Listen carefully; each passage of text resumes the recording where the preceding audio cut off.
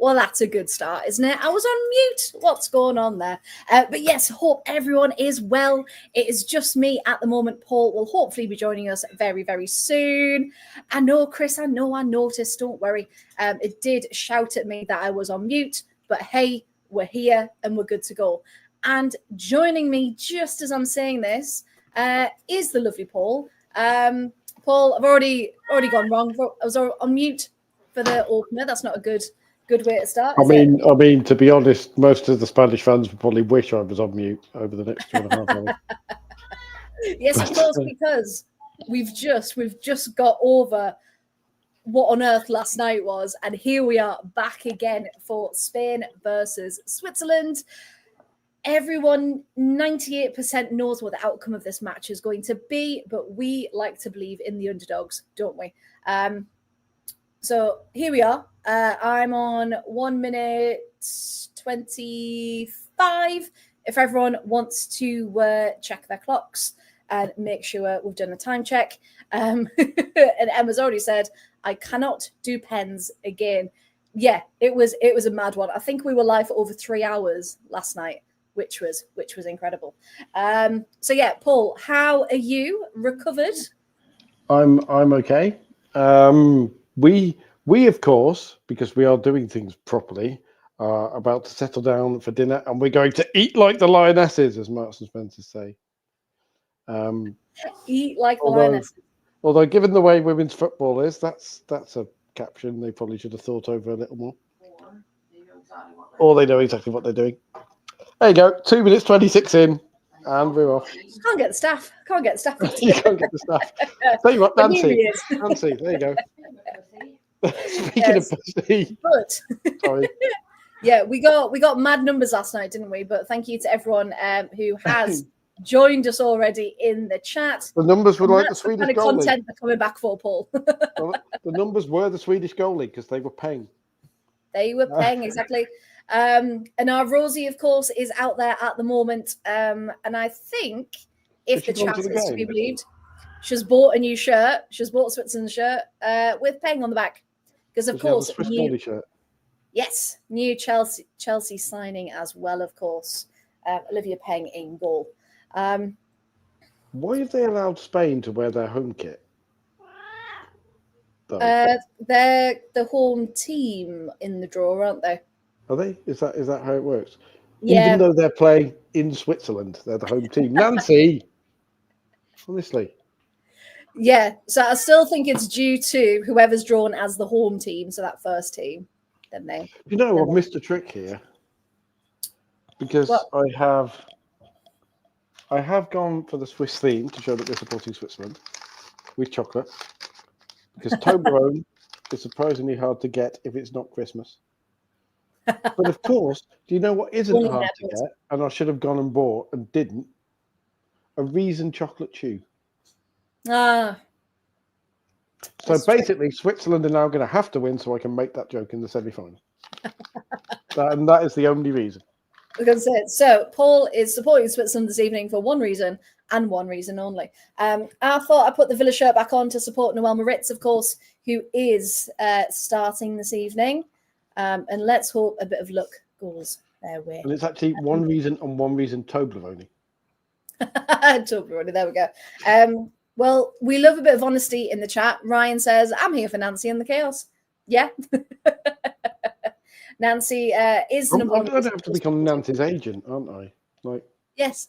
She's going to be the one. Nancy, the football cat. Limelight. That's what it is. How's the game going, Nancy? Well, she's shown her ass, so that's what she thinks of the performance. And as you can tell by the conversation, Spain look quite confident in possession. They're just passing it about a bit. They're pressing as well. Spain aren't a team you really think of pressing much because they normally have the ball, so they don't need to do all the pressing. But they are. But it was very noticeable that they were properly pressing the Swiss then. The Swiss were really struggling to get the ball out of their own penalty area for about 30 seconds or so. Yeah, and it shows as well, you know, Spain have scored the most goals at this tournament so far. You've got Alexia Putellas, who's, I think, top scorer and top for assists. So going into this, goals are going to be coming. It's And just as we say that, there is Payne. Classic ball over the top for Esther Gonzalez. And Esther Gonzalez starting, of course. She came off the bench in their last game and showing how much of a threat she is. Which, is she allowed to do that? Yeah. Will she not be like convicted of treason or something for making runs through the middle instead of making 27 sideways passes? Well, we need to get a hold of Monse Tommy's notes, don't we, in a diary? Bit like Serena and her notes last night. Scary Monty. Yeah. That's my nickname for her. Scary Monty. All of the memes of that from last night have been incredible. So thank you to the people who have made those. What was your favourite one? Because the only one I've seen that did make me laugh was your mum checking she's got all her discounts at Tesco's. No, the one that was should have made subs earlier. Love you, Serena. Accurate. Oh. But yeah, it's just what a night. And don't worry, we probably still will talk all about it. Now we've had time to decompress. But the ball is going down the left. Oh, Aitana trying a very strange. You have never given that. Really? We're gonna have to see you a replay. You've never given that as a. That is Spain tax. Sorry, the ball's 5 yards away. How in the name of God is that a penalty? Like, honestly. Is it that she didn't make contact with the ball and did take Caldente's legs out? As annoying as that is. Oh, piss off, Spain. Getting all the bloody decisions. Like, that one... It's annoying it's come so early. If she hadn't have made that tackle, Caldente had overplayed the ball. Yeah, it wasn't at her feet, was it? And I think that's one of those things where has that really prevented Caldente from keeping the ball. So anyway, Spain are going to go 1-0 up. Oh, no, they're not! I love this! That, from Caldente... almost missed the penalty. Poor. That was really, really poor from Caldente. What was that? I mean, I'm all for it. All for it, that is arrogance, that is. Because look, that's one of those, I'm going to be the twatty that will roll it into the corner penalty, and she's got a radar wrong. Yeah. And she's put it wide. That was awful. In front of 35,000 Swiss. And we said it last night with that, awful penalty shootout. We can all confirm that. It was the ones who didn't put any power behind it, didn't, commit. And it didn't go in. And now you've got we'll just let this Spanish attack ease off a bit and let things settle down before I start talking about the possible there we go. See that, if you're Swiss, that's basically going to be a massive adrenaline shot, because you're probably, Peng is stood there in goal, but the 10 outfield Swiss players are probably already mentally preparing themselves to go 1-0 down against Spain. Yeah. But now they'll be thinking, actually, this might not be all doom and gloom. And I don't know how to find these stats. You'd think I should, but I'm pretty sure Mariana is what you might term lights out from the penalty spot as well. If she takes one, there's, she very, very rarely misses. Yes. I'm not sure what the exact stats are, but I'm sure it's pretty close. And for Caldente headband watchers, by the way, she's wearing a blue headband today. There was a list somewhere of how you can tell how Spain are going or Arsenal are going to do by the colour of the headband that Mariana Caldente is wearing, as Livia Peng throws herself. Oh, good save. Committed save. We're just, so obviously with life being a bit all over the place, We've mistimed eating our tea awfully, and Tovi is having her yogurt, which she really likes, and it's currently covered. And so we're now trying to play keep the dog away from the baby while she's covered in yogurt. Lick the baby! So she doesn't become a dog treat. It was kick the baby in South Park, wasn't it? Which was a different. That's a little bit, yeah. Yeah, let's not do that either. Let's not do that either. Lick the baby. Don't lick the baby. Lick the baby. And everyone who hasn't seen that has gone, sorry, what? People have just turned up to see a slightly questionable looking long-haired middle-aged man talking about licking babies. Have gone, are we sure this is a football podcast? Yes, so welcome. If you haven't joined us before, this is the Absolute Football Podcast, women's edition. And of course, we are following the Women's Euros live every time there's a match. So if there's a match on and you're not joining friends, you're not out in Switzerland, you're not off down the pub, there's a place for you to come and join and share your opinions because we're a friendly little bunch. We'll go down the pub and stick us on the big screen. There's loads of tables. We need to do that. We need to get some sponsorship from some pubs. Today I freaked myself out because at work, because of the nature of stuff and lots of training rooms and office companies and all that sort of stuff. We've got a whole bunch of those massive projection touchscreens, like that you see in fancy conference rooms. And I made the mistake of putting last night. I was showing my boss and some others last night's Chaos. Yeah. And he said, how do you want to be on the big screen? Like jokingly, I'm like, all right, well, because he needed to show people how it worked. So picture the pair of us on an 86-inch screen. Where we're destined to be. Where we are destined. I swear, you could see every single flipping imperfection on my face. I had skin like the surface of the moon. It was amazing. People were pointing at my forehead going, is that where Tranquility Base is? Like, honestly. But yes, it was much enjoyed because one of the people I work with is lovely. She's a Polish lady. Yeah. And she's like, oh, did you watch the game last night? I'm like, would you like to see English fans watching their team in a major tournament? Yes, this is classed as entertainment. Yes. Apparently, lots of people like to watch us watching. It's great though, isn't it? Because obviously we would be doing this anyway, but the fact that we get to do it on such a platform with such lovely people in the chat, then it becomes more of an event, an occasion. And here's Switzerland Go with our favourite, Iman Benet. Oh, but the attack, can they keep it? That was a really good shout. What was that, sorry?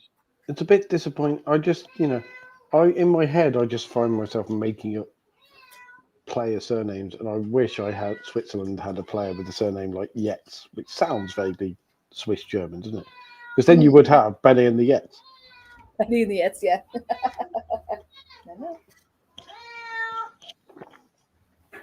And the chat are currently arguing about Lucozade colours. You're all wrong.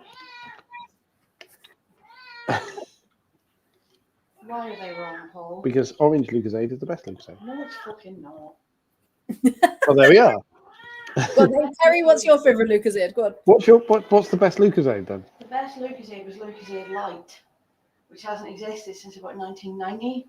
What colour was it? I don't know. Well, there you go, because they're all just talking about Lucozade colours rather than flavours. Because pink Lucozade isn't a thing. It used to be. It is. Pink lemonade Lucozade. Yes, Ryan, I'm with you. Very, very nice. Second best Lucozade. Second best Lucozade. God, we get Father Ted references. Oh boy. Obligatory mentioned that Graham Linehan is a twat. Anyway, carrying on. Oh, and as free kick comes in, misses everyone in the box. It just appears. But good bit of play from Switzerland. And their away kit is really nice. It is. It's like Everton's away kit, isn't it? Everton's away kit is lovely. Yeah, I really like the detailing on the Everton sleeves this season. And the collar. Love the collar. The unveiling video was crap because you couldn't actually see any of the kit, but like this is tonight's rant. Oh, because we are in the middle of signing season, of course, and transfer season, and lots of announcements are happening. When and who decided that announcement tweets for football clubs would have little videos of the player and not say who they were? And can I find them? And can I make sure they step on a Lego for the rest of their lives every time they get out of bed? No, because you need to play the guessing game of, do I recognize that hair? Do I recognize the tattoo? Do I recognize the piercing? Oh, and a header comes in from Gonzalez, but it is wide. Can it be picked off at the edge of the box? No, because our good friend Reeson got to it first. I've got Gary in the chat. Evening, Gary. Thanks for joining us. I've seen you've just tagged us in something. Hang on. I don't know what you said. Meanwhile, Nancy is just going back and forth. Nancy's like one of those people who walks back and forth in live news broadcasts. You know when they've got a reporter stood doing something on a street in the middle of nowhere somewhere. There's always some twat in the background going, and then walking away, and then coming back again as if they've forgotten something and finding excuses to be in shot. But they love it. They love their 5 minutes of fame. And Nancy is the cat version of that. She's just like, I'll just saunter over here now. Even when she's out of shot doing something else, she purposely leaves her tail in shot. So I look like I've got this weird. Look, she can't help it. She's got a massive tail. And now her tail is much, much too long for the size of cat. Ready Penis standing over it. Gary, I consider that an incredibly brave decision. Oh, she went for that. Olivia Peng. What a save as it goes behind the line. Woo-hoo. You are my match commentary. Gary, we do love you. There we go. I do enjoy as well how, some goalies would just tip that wide. Olivia Peng's save is fuck off. Like, literally. Not on my watch. See you later. Yes. She punched that ball like it owed her money. Like, probably just. Oh, that was brilliant.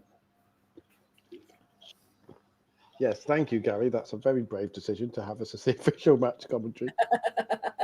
I personally think we are preferable to the original.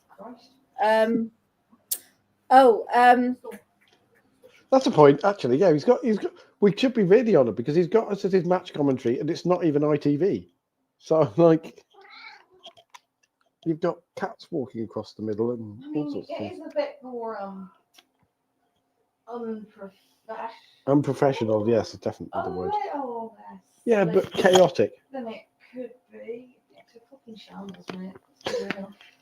But enough about ITV's commentary. I'm This cat is determined just to mortify me on a regular basis. Sorry, shouting at the dog. No, it's all right. No, don't talk about humiliation kinks on the flipping podcast. Honestly. It's not 9 o'clock yet. Come on. We're going to be on to the Sub Cup next. Cat just walked across the front of the screen. Oh my God. Miscommunication there from the Spanish back line, which was interesting. Imagine, how they reacted to one another. It was just like, what are you doing? Get out of my way. Imagine if this is the one that the big media companies, having heard the buzz, decide to watch. And go, so what is this?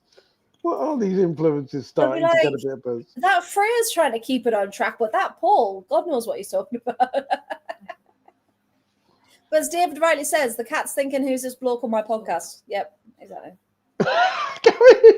You can't say that. Gary can and Gary will. He does it all the time. Freya will not show that but everyone who is in the chat, no, people can look for that themselves. I am not broadcasting. People can look for that themselves, but I applaud the bravery of that one because that's braver than I would come up with. Oh, and who's that being given to? Good. It should have gone to Switzerland, even though 3 Spanish players are doing the usual. No. Do you know what the thing with the Switzerland team as well that's really impressive? Like Yes. you know how obviously because of physical differences and whatever, most women's teams are quite small and technical and slight and flighty. Switzerland have got a bunch of units. Like Sydney Schneiderlin is massive. Imon Benet is like tall and rangy. Yeah. You've got Marit, who's not afraid to put 2 feet through. That's it. And then that would have been a lovely ball through. Damn that Spanish defense. But then you've got, if you've joined us before, we've talked a lot about Geraldine Reuteler and how incredibly underrated she's been this tournament. So anywhere you look in that Swiss side, they've got quality. Liovolti, of course, as well in midfield. Geraldine Reuteler is like you. I'm sure you've said this before, but we'll bang the drum again. Yes. She needs a big move because she currently plays for Frankfurt, which is a decent level of team in the Bundesliga. Yeah. It's not like she plays for an obscure team, but she needs a big top tier move, whether it be the likes of Lyon, whether it be one of the big 4 in the WSL, or even just an ambitious WSL team. Yeah, to move on up. She deserves it. She deserves the attention. I wouldn't be surprised if there was a move incoming. Even if not this summer, maybe January. Next. Yeah, January. More eyes on her. Yeah, absolutely. And also, of course, speaking of attention, the numbers for the Swiss fan march. Have you seen this on Twitter? Was it 25,000 people joined the fan march? They all just decided to go at once, like from the town centre. Yeah, it's so impressive. And think of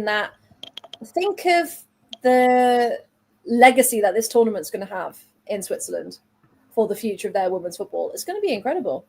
Because I know Liovolti was talking about it on her little video they did in the build-up, and she was like, this is for everyone who's paved the way before us, and this is for everyone after us, and we just want to make it the best tournament we can, because of course this is the furthest they've ever gotten in a European tournament. So it's incredible. Whatever happens tonight, they should be so incredibly proud of. I mean, for context of that is the size of like Bedford. Have just all decided at once to casually saunter. Hello, Toby Ray. Say hello. Hello, Toby Ray. You are now de-yogurted. De-yogurted. Oh, it's on your ear. I have to wipe that. It's very interesting football. Ryan says is it Ryan who says out of 10? No. Sean, sorry, who says out of 10, how would we rate last night's game? For what? Enjoyment or quality or drama? That's it. For heart rate, 100 out of 10. Spinner on the attack. For number of years taken off our lives? Like for the grey hairs now sprouting out of my head. Is that a yellow card for Alessandri? It is. Ooh. That could be interesting. Yes, because she had no. Let's have a look. Alessandri. That's a nasty little. That's right across the ankle. That's. Yeah. I'm surprised VAR aren't having a look at that, to be honest. Yeah, because she had time to stop that. That wasn't just they both went for the ball. There was a coming together.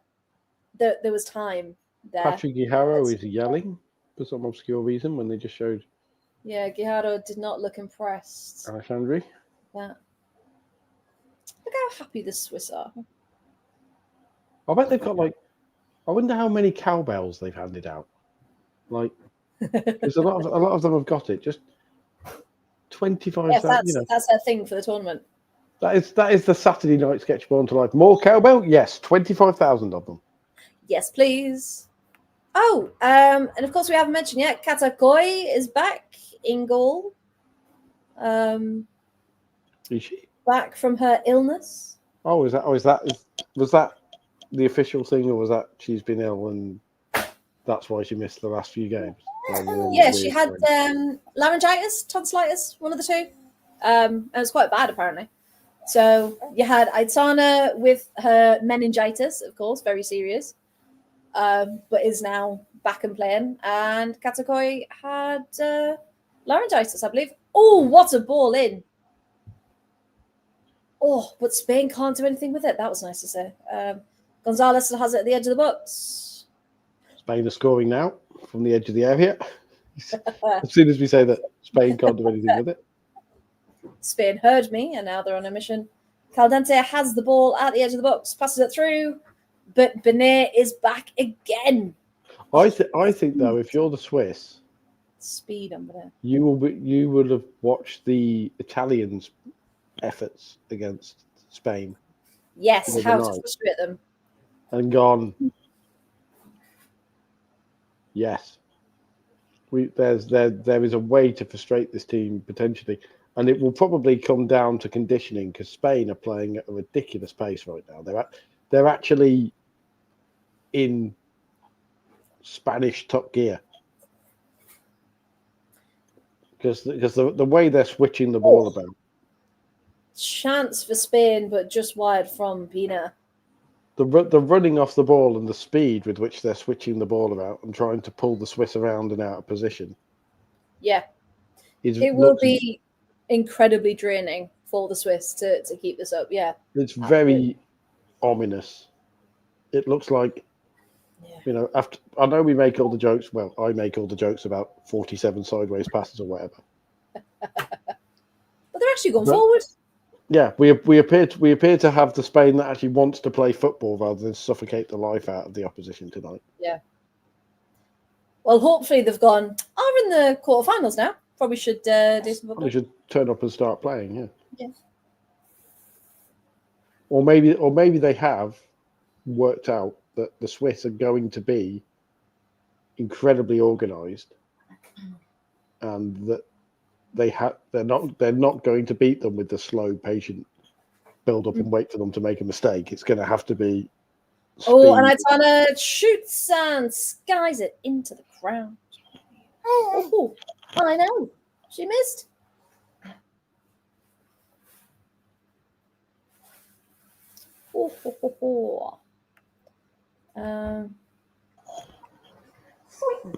Evening to Ryan, who's joining us. Evening. The shots just keep coming in. I bet the stats are already ridiculously in favour of Spain in terms of possession and territory and shots.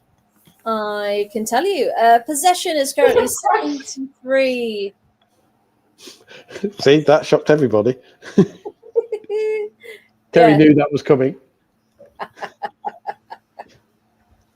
Yeah, 73 to 27. 8 shots compared to 2. Only 2 on target, though, out of the 8.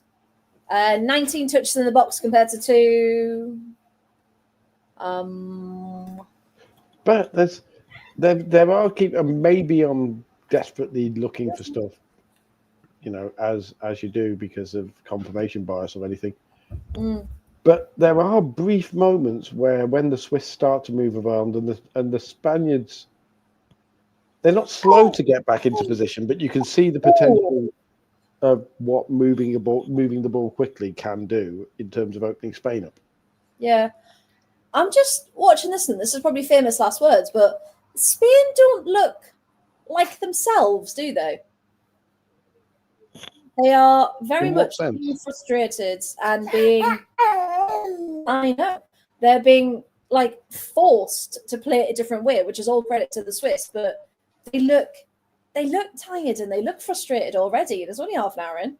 I'm trying to work out because It's interesting you say that when I've spent the last couple of minutes praising their change in style and how they're switching the ball around a lot more. But yeah, you might be right in the sense that they can play like that, but like we've said, and as we mock them for, they don't like playing like that. They don't like switching it up. And you can see on their faces they don't look comfortable. Or they do like playing like that, but they like to dictate the tempo, and they're not being allowed to dictate the tempo. Yeah, not 100%. Oh no, that's been no, it's not. Oh, that Schneider? Schneider. That just looks like a bang of Bang knees. to the knee, hopefully. Or maybe a dead leg on the thigh as well. Because it looked like her and Patry, that both their knees came together. I know Patry's probably standing nearby to check her opponent's okay, but some Italians in the crowd for those wondering who the close-up is for. Just Russo, the way Kelly, Cantore, and Severini. I don't think ever Severini moved during that shot. I was going to say, a couple of them looked up at the big screen being like, I'm not reacting to you. Go away. Leave us alone. No, because if they had reacted, it would have been just a forest of flailing arms, wouldn't it? Like, in classic Italian fashion. But again, I'm really enjoying all the shots of the Swiss crowd just because of the amount of, like you say, the amount of kids there, the amount of the diversity of it in the sense there's men, women, children of various ages, and they're all giving it absolute stacks. Like they're really... Yeah, everyone is absolutely loving that. They're not perhaps loving Cindy Schertenlieb having to, at the moment, limp off. But at least she is walking. She's up. So Switzerland will defend this corner with a player down. But Noelle Moritz is in there. She'll fight anyone. And the ball comes in. Oh, very good header. Straight back out from the Swiss defense. Dealing with it. Caligaris. In a game we've talked a lot about her as well. So impressive this tournament. Yeah, there's lots of names. The Swiss are a team where you don't mention the names, but as soon as you highlight them, and we mentioned Schertenlieb and Benet and Reuteler, but as soon as you highlight some of the others, you go, yeah, actually they've been impressive. Riesen's been impressive. Yeah, and again, underrated because no one else is talking about them. Riesen and Esther just casually getting to know each other. It doesn't help that Olivia Peng is pushing it into the back of Riesen, who's then pushing it to Esther. So there's three of them just like nah. I love the idea going on there. That what's going on there is Esther has gone after Peng. It's like that bit in a pub. Esther has gone after Peng, and then Riesen has come over as like Peng's big sister or something. Yeah. What's going on here then? What's going on here then? And then Peng has gone, get her. Like, she's being nasty, get her. You do it. You do it. Yeah, you're for it now. My big sister's here. Have this. Yeah. Go on, Nadine, get her.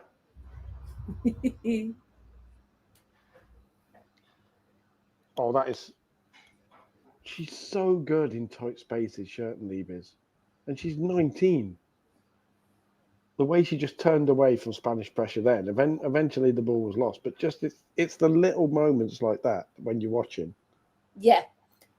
And it's just always like you say, that give you a bit of hope, isn't it? And a bit of joy. And you can see there how frustrated Patry and Mariona are because of it. I know this is going to somewhat sound like I'm going for sound bites and descriptions and stuff. But Spain are the ones who you watch and they're like, everyone knows how good they are and it's really, really obvious and it's really, really in your face and boring. And Switzerland are a joy to watch because they reward watching them closely. Mm. Like Spain, Spain are like you can just have on in the background. They're a TV program you can have on in the background. You go, yeah, fair enough. Switzerland, all of the most appreciation you get out of them is watching them closely and seeing like little turns away and all that sort of thing. Yeah, it's the little touches. They're not all out and out flary.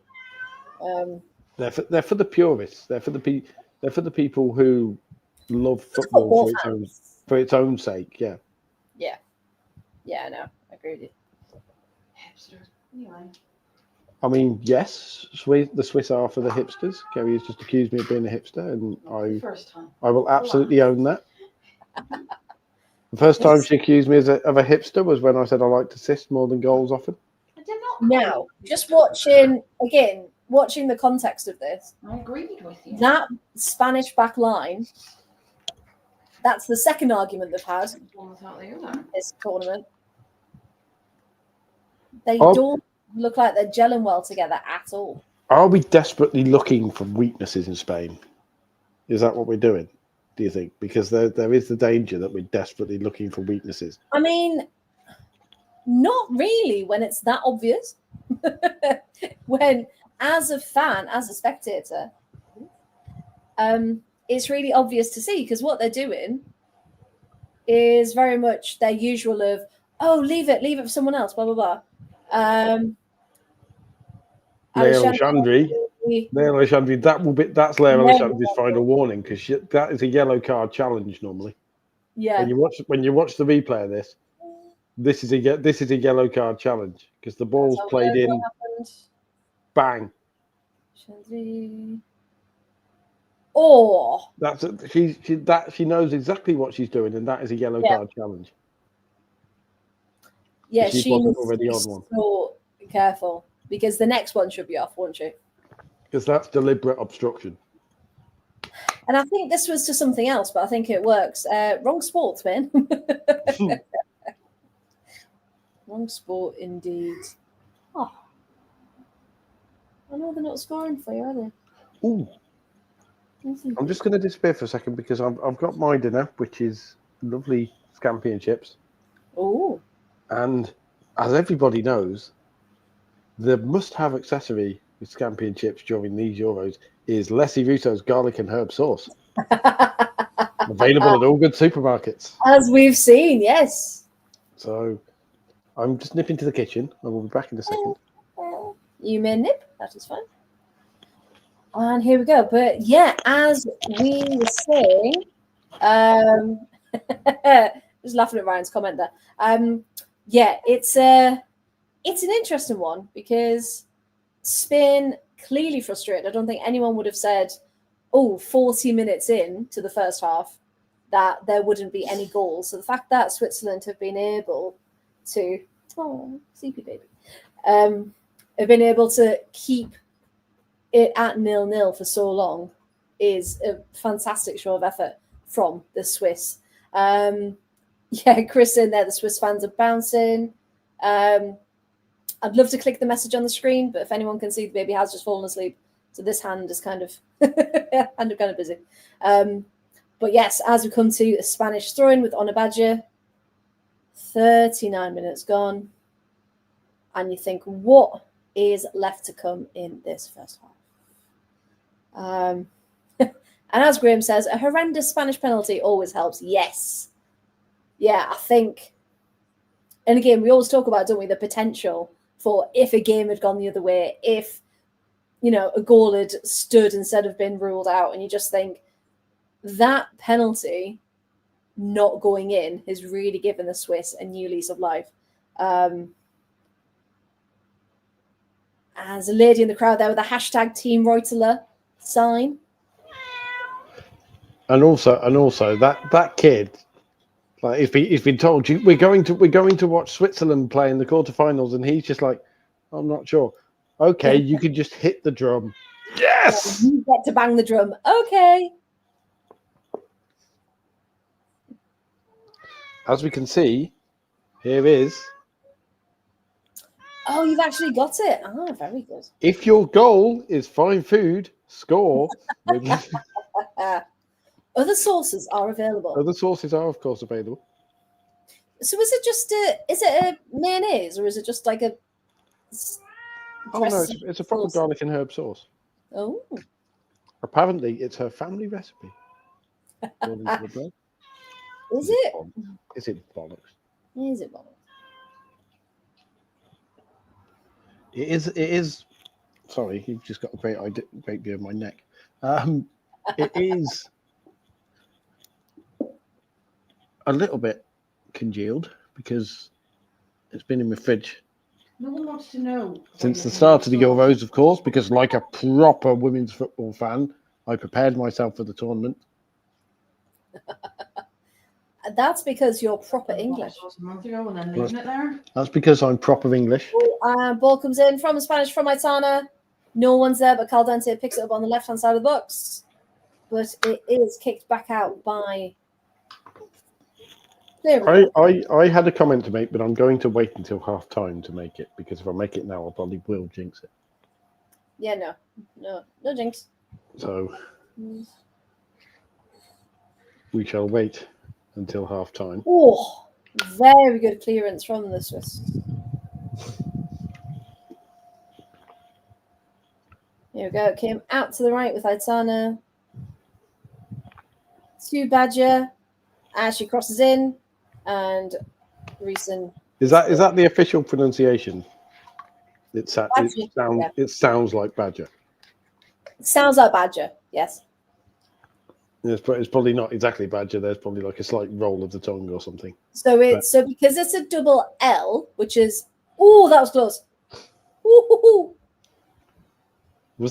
Did that hit the base of the post, that header? That was off the post, yeah. Oh. The Swiss are riding their luck slightly at this point. And into the side netting from Paredes. So Badger, because there's a double L, that's a Y sound. Ah. So it's like so I also was Batier, but then I've heard Batier before. Batier. But then again, local pronunciations, but when Honor has said it, and I've tried to find like a proper sound clip of it, I'm sure it's more of a Badger. Yeah. But yeah, if we've got any Spanish, any Catalonians in the chat. I was going to say she's Catalan, isn't she? Yeah, so things get a bit weird. I was going to say you want to be careful calling Catalan Spanish. Some of them don't like that. No, it's more. I would say it's similar to. Well, obviously it's more like Basque, isn't it? But it's similar to Portuguese in the sense that you get a lot more like sh sounds. Yeah. And X's, which is why it's Alexandri instead of Alexandri. Apparently, there is no C in the Basque alphabet. So, if a Spanish person is called Carlos or something like that, there is a good chance they are not Basque because that name is something that in the Basque alphabet people don't recognise much, or it would be spelled very differently. Oh, I like that fact. Okay. Oh, out to Badgie again. That was learned from an amazing random Instagram reel that someone did, where they were basically like footballers that don't exist but you think they will, and he basically just went through 3 names, and it's like, we're going to talk about Craig Stewart first of all, who played 3 seasons for West Brom in the Premier League, a tall, rangy midfielder, 100 caps for the Republic of Ireland, 28 goals and 12 assists. Obviously left West Brom when they were relegated, and spent several years in the Championship before finally finishing out his career with Stoke.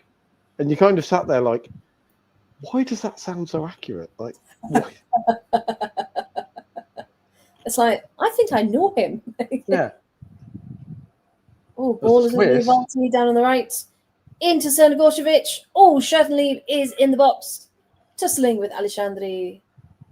And the ball is back. The Swiss are gaining confidence. I like it. And it's very pleasing.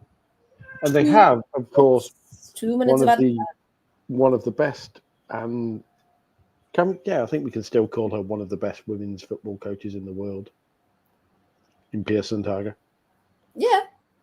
Because her CV is utterly ridiculous. Can Bonet get there? No, she can't. And I think I said this last night, but it bears repeating that if you had to pick any opposition manager to take an underdog into a quarter final against Spain, and know that the underdog will be in the best possible prepared position to try and get a result, then a team coached by Pia Sundhage would be it. Yes. And she'd do it as well. I mean, look what she's done with the Swiss team. And this is another argument that's always interesting to have that we haven't really had. Spanish coaches of the Spanish national team. Obviously, Jorge Vidal, we know all about him, and we will. We'll waste our breath on him. Yeah, we'll skip that because he was a horrible human being. But the discussion that was often made about him, and is equally being made about Montse Tabay, even by Spanish fans, is are they good coaches or are they just looking good? Because for most people with Spain, it's a case of look at whatever the Barcelona starting lineup is and stick that out and then go do what you do for Barcelona. Yeah, you already know what you're doing. Just do a bit of that. Yeah. Because I don't know if you watched. Did you watch the Jenny Hermoso documentary when that came out? I haven't seen it, mainly, and this is something to my shame, but mainly because it's in Spanish, and I struggle a bit with subtitles sometimes. Fair. No, yeah, George is the same. That's fine. It's one of those where it's like, if I could speak Spanish, I'd absolutely watch it with the subtitles because then I'd know what they were actually saying. But I'd never trust subtitles. Fair. No. So there's a bit in that where they say, you know, when they first got called up to the Spanish team, the coach they had, can't remember who it was, he essentially knew nothing. And you know, when they've got the tactics board and all the pieces on it, they'd have like 12 or 13 pieces because he just couldn't count. And it was, they barely got any input and they just had nothing. So they were doing it all themselves. So it's very much been for a long time that it's the players who actually decide what they're doing, rather than the manager. I mean, it was notable even at the World Cup, how Jorge Vidal, the players would, you know, and the way we classically look for stuff, Jorge Vidal would stand there and his players would be as far away as possible. Yeah, and they'd check in amongst themselves what was happening. So yeah, I think very much it is a player-driven country. But as we go back to the studio, it is 0-0 at half time, which Chris and Emma have kindly put in the chat for us as well. So overall, Paul, what do you think of that? Because I was just saying, can't remember if you're here or not, but no one would have said it's going to be 0-0 at half time. No. And I think, and I'll sound like I'm blowing smoke for you a bit, but I think you have hit it on the head with the way that Spain look. Thank you. They look comfortable in the sense that they have most of the possession and they're perfectly capable of playing the way they're playing, and what they're actually doing, they're doing to a very high standard. But they look annoyed that they have to do it, and they look unsettled. Yeah, and they're getting frustrated that hold on, this usually works. You know, how dare Switzerland frustrate us like this when we're actually throwing proper Spain at them. Yeah, like look how many people have got in the box. Look what we're trying to do. Look at this passing. Look at the quality of the passes, and you think, yeah, it's all brilliant, but you're gonna have to do a bit more. You're gonna have to really go for it to get something past this Swiss defense. But on another note, if we're looking at how Switzerland are setting up, and there's just, if people are watching the halftime replays of what's going on, their positioning and the quality of their through balls down the wings, and you just think, this is a very good team. Like, obviously they've got to the quarterfinals. They are very good, we know that, but it's impressive, isn't it, to watch? And like you say, the Spanish defense, most of the Spanish defenders probably aren't used to having to work this hard. No. For most of their games, because like with Barca, most of the time it'll just be, we'll muck about for 30 seconds and then feed Alexia or Vaitana, and they will weave magic. Yeah. Because they will, turn on a sixpence and dig the ball out. And now they're actually having to run against young, quick, physical forwards like Imam Benet, and who aren't afraid of them as well. Who aren't afraid of them and are playing without fear. And I'll tell you what, as well, the one that's really going to be playing on their mind, Leia Alessandri, having to play another 45 minutes on a yellow card. On a yellow. Against a bunch of Swiss players who are fearless and who will take her on and who will put her in positions where she'll have to make tackles. Yeah. And really was said as well, Alessandri's on borrowed time because she should have probably been sent off, yeah. Because she's committed at least one act where the ref has done, we've seen the ref do the whole, oi. Yeah. You and I know that should be a yellow, and you and I know the only reason you're still on this pitch is because you're already on a yellow, and I can't give you 2 yellows in quick succession. BA. Yeah. And that's if I'm Pia Sundhage now, I'm saying to Geraldine Reuteler and Imam Benet and Sydney Schertenlieb and Anna, I wish I could say it. You're going to have Anna Chornogevich. Oh no, I've got that wrong. Cernogorcevic. Cernogorcevic.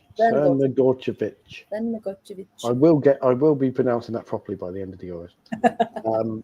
But yeah, those players, I'm saying that Spain number 14, get at her. Make her life really uncomfortable. I want someone in front of her. I want someone forcing her to mark them every single minute and every time. Because that's his style of defending in hockey. And this is what I mean. I love this sort of thing because, as we know, although I hide it very well, I'm a massive fan of shithousing and shithousery and you never really being a fucking pest. And we know defenders hate that in any sport. Yeah. But in the sport I play, ice hockey, you can get away with being a little bit more rough back. But I love, as I'm playing forward, really pissing off opposition defenders. And this is where if Switzerland have got someone, an equivalent of someone like a Myra Ramirez now, a big, powerful centre forward. If I'm Pia Sundhage, a part of me is thinking, right, okay, I'll stick, if it's right to that. Oi, Geraldine, this half, you're up front. That number 14, I want you in her back pocket. Where I want every single time we're on the attack, I want you making runs to where she is, so she has to defend you. I want her to hate you. And but it's the mind games as well, isn't it? That comes into it because you can physically see the cracks starting to show in that side. It's like you pointed out. I didn't see it, but you pointing out the Spanish back line are shouting at each other. Yeah. Because they're not on the same page. And again, if people in the chat have seen this as well, so I know it's not just me. But there's occasions where they've gone, I'll leave it, but then they're not used to someone running at them for that attack and trying to rob the ball from their feet. And then there's like 3 of them all in one space, and they're like, what's going to happen next? Because they're not used to how the Swiss are trying to play and how they're coming across. So yeah, already they're getting flustered is too strong a word, but they're They're just they're it's not enough to their put them on. usual smooth. There's a bit of No, it's to not. use the watch analogy. There's a bit of sand in the gears for them. Yes, there's a bit of Toblerone. They're not ticking along smoothly. There's the odd slightly, misfiring cog going on. Yes, and it is that Spanish backline at the moment. But no, it's interesting. Really, really interesting to watch it because most people will be looking for, and obviously we still are as well. Like, oh, that was a good pass through, and oh, that was a good long ball over the top. That was a good save. But really, it's about looking at how they're interacting with each other on the pitch as well. And for that team that have gone through so much together, they've always had a strong bond and a strong communication. So, which doesn't seem to be its top self this evening. So yeah, the second half is going to be absolutely massive for them. Monse Tomei is probably in there, just kind of desperately saying, "Ladies, calm down a bit. We're Spain. Keep." Yeah, we're going to win this. It's fine. And that's either the best possible thing she could say in terms of them remembering who they are, or it could be the worst possible thing because it's the arrogance of we are Spain. Yeah, their own Spain tax in their own dressing room. It's all right with Spain. It's all right. With Spain, we'll get one eventually. Yeah, it's us. Look at us. Of course, we'll get a goal. And there have been close, of course, a few times. Let's look at the updated stats for the half. Shots 12, but only 2 on target, whereas Switzerland have just had 2 with 0 on target. 36 touches inside the box. So we've said it. They're playing forward. They're pushing forward. But they're lacking the magic that this Spanish team usually delivers, which is even more interesting. The fact that Switzerland have gone, where we can do this. We're frustrating them enough that we're taking away something that should be incredibly easy for them. But they're certainly not making it easy. But yeah, I love it. It's great. Because 0-0 is much more interesting than 6-0 in one direction. I will admit there was a worry on my part that we'd struggle a bit with the watch along tonight because it would get to 3 or 4-0, and we'd be sitting there going, okay, how do we even how do we sell this? How do we keep interest in this? Because because like you say, we can do the back and forth, and we do the banter and all the in jokes and whatever, but we are here to watch football first of all. So yeah, that's the thing, and we need the football to be interesting and in the good way, to obviously provide what everyone is here to watch and take part in as well. I have to say though, I'm loving the stop motion behind the scenes that's just been on. Have you watched it? Yeah, that was. I'm always fascinated with things like that, and I love that they've deliberately gone. Can we get the goat shouting very, very loudly on the table, and then zoom in on it? Yeah, can we have the goat? And because we haven't done the obligatory fixture, can we just say Nikita Paris is looking amazing? Yes. Yeah. No, they all are. Just the fashion choices and the outfit choices are superb, ladies. Now, I love Steph's suit. I do. Yeah, I love Steph's kind of gone for the power suit business person, and Anita Asante is again gone for the kind of CEO of punditry. Yeah. And then Nikita Paris is in the middle, like, do you know what? I am just going to light up the room. That's what I'm doing. I know. I do love seeing more of Nikita Paris on the punditry. And it's also incredibly pleasing with some of the comments about English women's football's attitude towards people of colour, that 3 of the 4 people on the broadcast panel tonight are people of colour. Yes. I need to turn this off. It's bugging As me. it should be.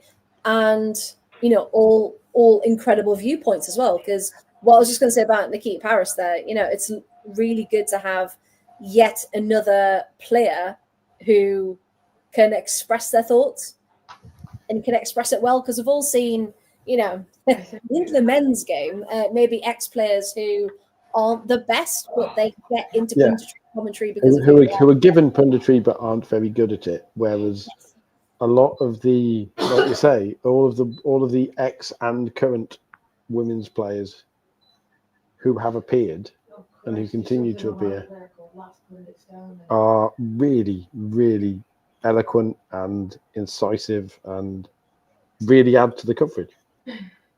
Yeah, and it actually makes it interesting to listen to rather than just, you know, the same old stuff over and over again. However, while we've got a bit of a lull, Ravi in the chat, hello to Ravi. Big up Liverpool, Sam Kerr from Bayern. Yes, huge news there. And the Chelsea admin, yes, had everyone up in arms. Strings. They had their own fan base on absolute strings. The amount of rattled tweets from their own fan base about that was amazing.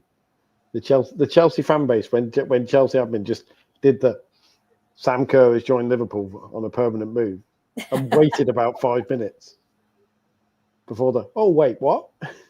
It was just the whole like, oh, you didn't think, and they're just like the knowing eyes of it. I now genuinely hope that the Chelsea admin have openly broken Sam Kerr actually moving to Liverpool. and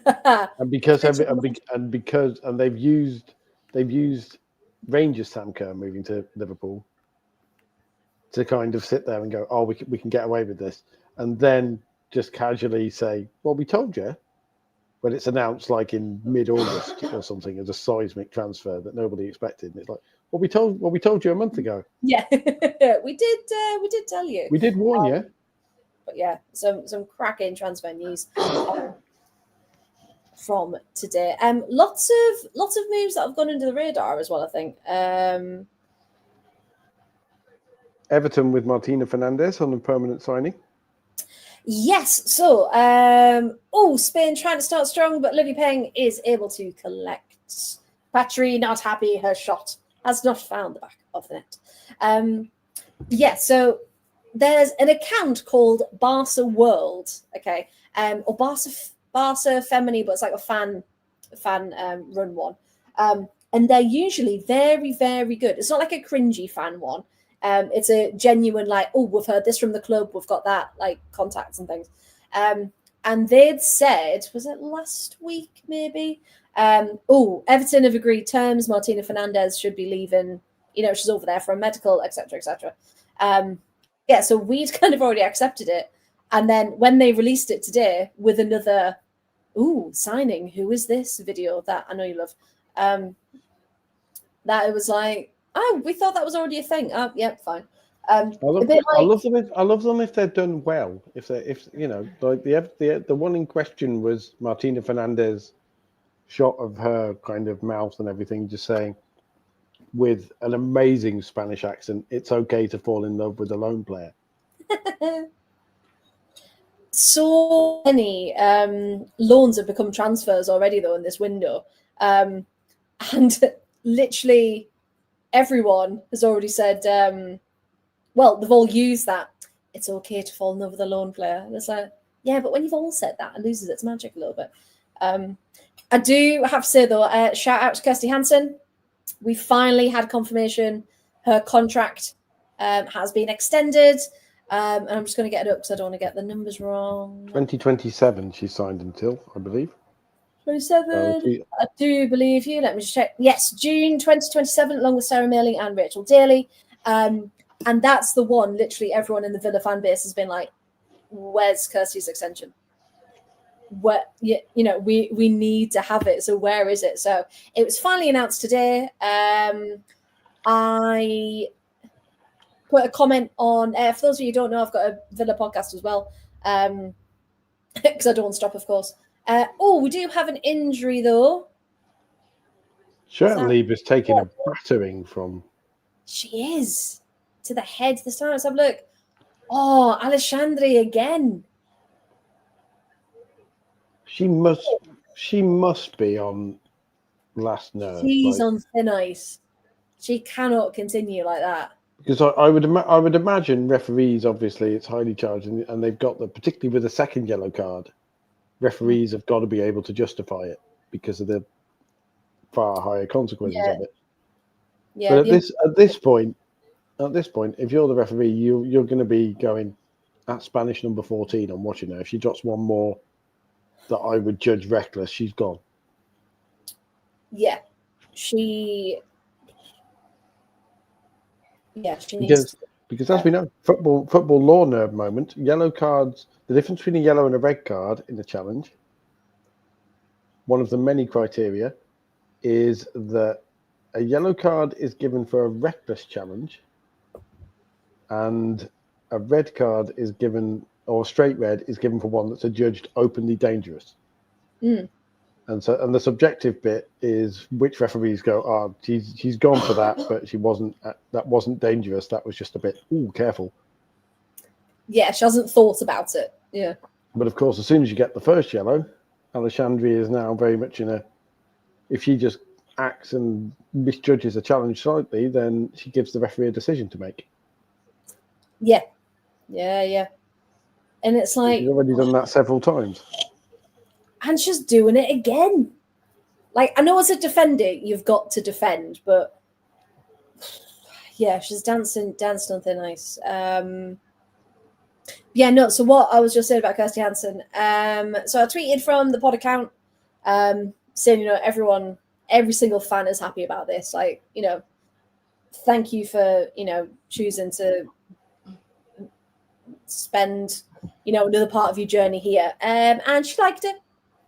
Awesome.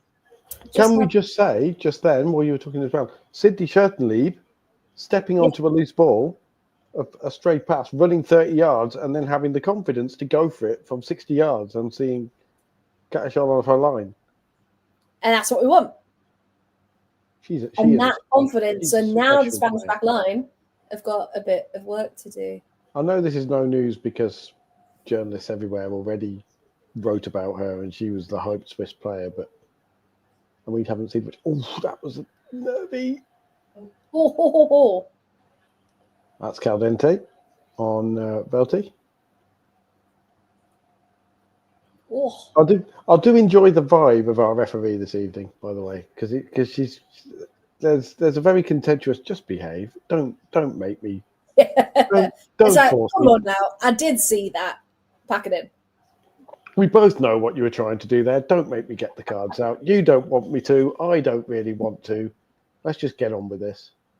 It's very much a teacher trying to be like, right, let's just have a chat. None of that. Not having it. You know what's coming next. Agree with you, Ryan. Schertenlieb's taking a real beat in the game. But she's picking herself up. And she would do. Oh, yeah. It's a shame she's gone to Barcelona because she would do incredibly well in the WSL. Ooh, well, Barcelona are losing quite a few players, aren't they? So we haven't got hope. Maybe if the right offer comes in. # save Sydney. Save Sydney.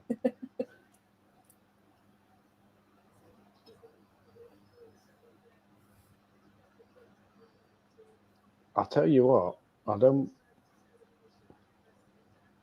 The next big thing here, the next big level up is if Switzerland need to create a clear chance. It doesn't matter if they score it. No.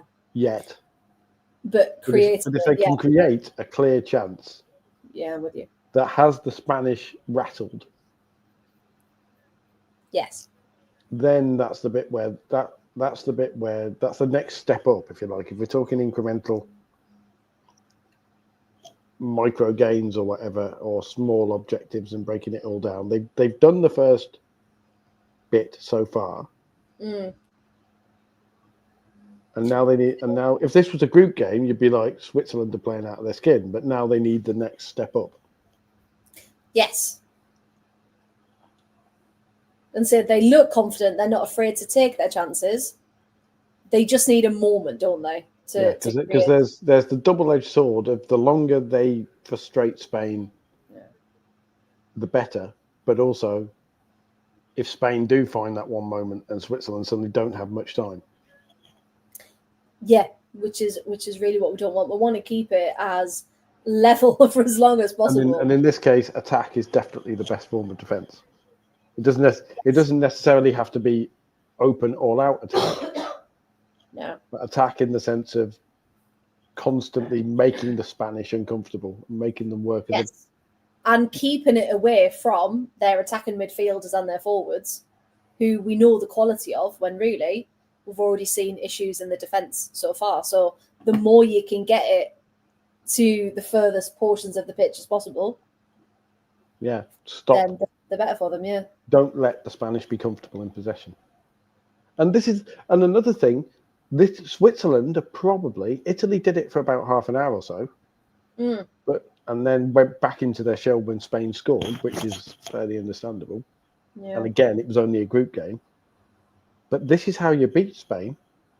You don't give them respect. You don't give them the oh god, they're Spain, they can really hurt us. You turn around and go, right, no, we're going to give it a bloody good go. Yeah. Like, we don't care who you are. We're going to play out of our skin and see what we can do with it, yeah. And again, I remember the last time I said this, I caused minor controversy on Barca Twitter because apparently I was advocating injuring players and stuff. Oh, yes, I remember that one. Yeah. When I was basically like, the way to beat Spain is Aitana and Putellas should be receiving every pass, scared that someone's going to go straight through the back of them. Yeah, which I think is a fair comment. They should be receiving every pass looking over their shoulder with that little thought in their mind of, I'm going to get crunched. Yeah. To take away, again, their confidence, their assurance of, no one's going to touch me. And it was that, of course, you were getting at, not break their legs. Not break their legs. You would never advocate. No, definitely not. The tackles would all be hard but clean. But if they're there, like, I've got no time to do anything because someone's hunting me down. Yeah. Just like Caligaris is doing with Cardente. And speaking of Alexia is now. And voice alert. Yes, that's what you need to do. But also, there is the question, I suppose. This is. No. Was she offside? Is the flag up? It doesn't. Oh, Badger at the edge of the box to Pina, who shoots and misses. And Pina knows. Again, another pack. Claudia Pina isn't playing with the arrogance that she has. And when I say arrogance, I mean in a good way. The kind of arrogance of give me the ball and I will put it in the back of the net if you give me a half yard. Yeah, you can make something from a moment. Yeah, absolutely.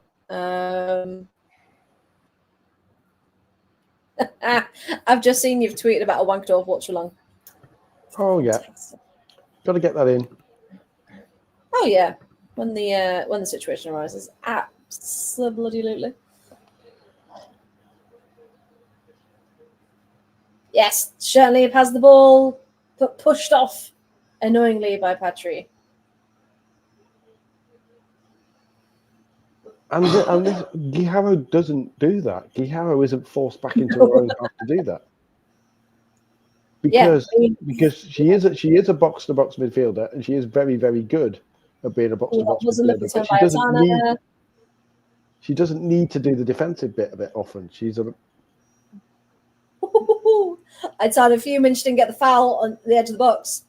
the ref, and this is why we do like this ref, went, absolutely not, play on. Again, it's like the outrage from. They're like the privileged kids at school who, when things don't go their way or they actually get into trouble, it's the outrage of, what, me? How dare you? That doesn't happen to me. Mm. And annoyingly, we've seen refs fall for it quite a lot, haven't we? Not just in this tournament, but in others as well. And so it's quite refreshing to have an official who just goes, "Yeah, I'm going to officiate you. I don't care what shirt you're wearing. If you act like dickheads, you're not getting away with it." Yeah, if you're trying to tell me what to do with my cards, absolutely not.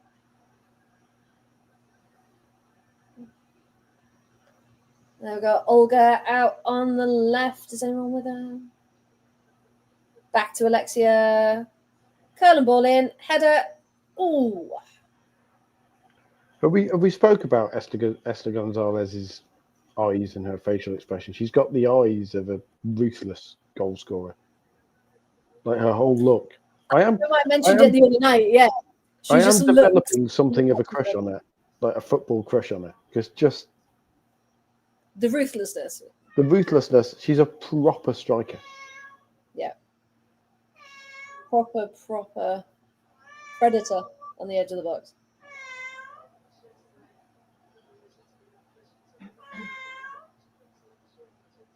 And you just get the feeling as well, she's an absolute nightmare to play against. Like, as a defender, you get the feeling you're always having to watch her, and she's always sticking an elbow in or a little bit of a shove, a little sneaky shove in the back, like right on the edge of legality, but in the best possible way. Oh, and ball to Alexia on the edge of the box. But it can't be kept in. Nadine Reason is having a superb game. Very good game. Very because good. Spain are switching around and they're targeting Spanish. Spain, sorry, let me untangle myself. Shush, Nancy, you're confusing me. The Spanish are alternating, and for a few minutes at a time, they're working round. Jesus, how has that stayed out? How has that not gone in? How has that stayed out? Like, honestly, I genuinely thought that first ball in, that curler. I thought that was in. I just sat there and gone, oh, okay. As I say that, Spain have scored. I thought it's dropping in there. It's off the inside of the post. And Payne was thrown herself. Oh. And Leah Volti for that clearance as well. Give him peace. Yes. Come on. Give him peace. He's busy. You've already shown your Nancy actively being told off. Nobody's tuning in to see your R's, and if they are, they should be on the register. There you go. I've got nothing further to say to that one. Because the reason I keep blinking is because my contact lenses have moved ever so slightly, so I can see the screen fine, but I can't see the clock up in the corner of the. 61:05. And I was like, is that 60 or 70? If you could actually give me time checks, it'd be useful. But no, you're just walking across the front of me. He's a cat. Well, it's 61 minutes, Paul, on by my watch. Yeah, close to the ball was out. Come on, the ball. You could always just turn the camera off and fix your contact lens. I can't because I keep lifting a cat out of the way. I can't do it. You could still turn the camera off. Right. Okay. I know it's horrible, and I don't know how you'll survive without the sight of me. As Alaya Pilgrim comes on for Switzerland. She does, indeed. And we've got some Spanish changes as well. Olga coming off for Lila Wabi. And Athena's coming on for Mariona Caldente. So straight swaps for both teams? Yeah. Right, let's try and sort my contact lens so I can actually see. Talk amongst yourselves. Oh, that's a save. Katashkal. Oh, under pressure. And that is Alaya Pilgrim straight away. She was offside, but. Well, that's what you need impact very to do. narrowly. Katakoi very confused at how that's been able to. Oh, that's just though. That's very tight. I don't think that shot was going in. No, possibly. but the fact that Katakoi is And now Katakoi sat there like, what just happened? How dare she? like, guys, what's my defense gone? I shouldn't have to do that. Oh, that was good. More of that. More of that, please. Just for the record, the reason I'm going like this is because Nancy keeps trying to stick her head under my armpit. It must be comforting for her. And here come the Swiss again. Oh, that was nice. And now I wonder if I'm Pia Sundar. Patry gets taken out and is rolling about on the floor. Oh, and a yellow card has been brandished. Who took her out? Let's have a look. Let's see if there's actual contact. That's a soft yellow because Pilgrim goes across the front of her, but Yiharo leaps out of the way.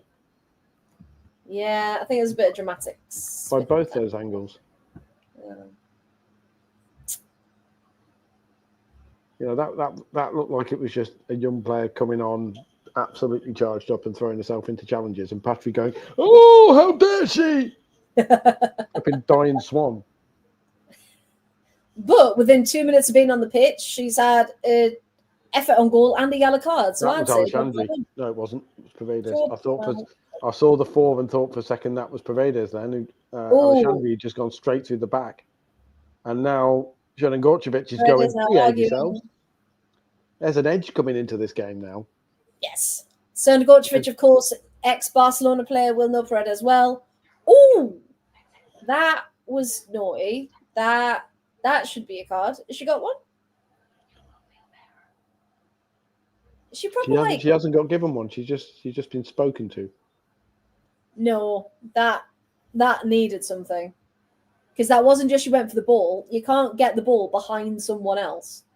She's gone into her on purpose. I think we might see a few. Oof, yeah,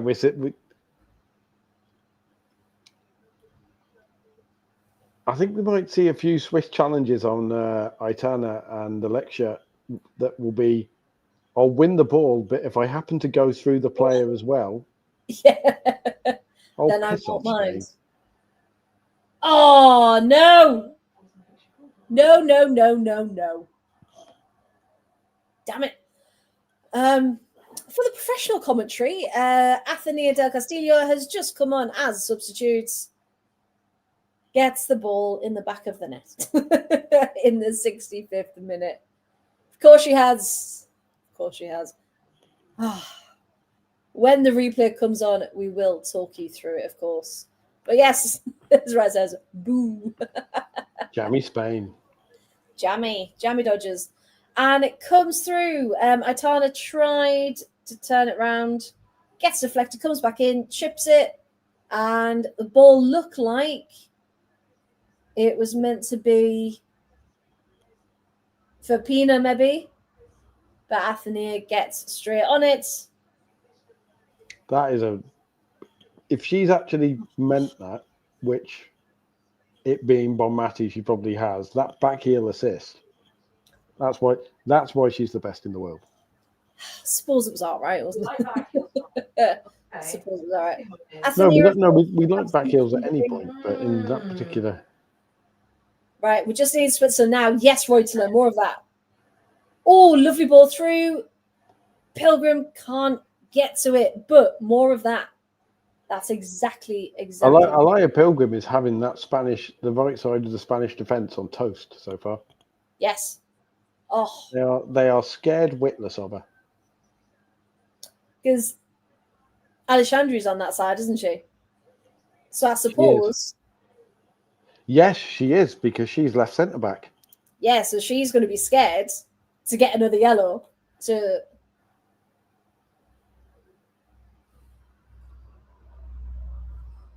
if they really want to do, they probably could do a bit of a switcheroo in the back line, so it's not Alexandri versus Pilgrim.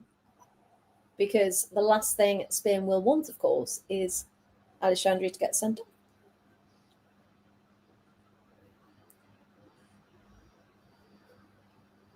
one would hope there's still some twists and turns in this game. Oh, I really hope so. She's set off again, Pilgrim. What are you doing out there, Katasho? What are you... And to clear it like that, what was that? To use a very old football meme, what's the keeper doing, Tam? What is she doing out there? I mean, it worked in this particular case. Doesn't trust the defence.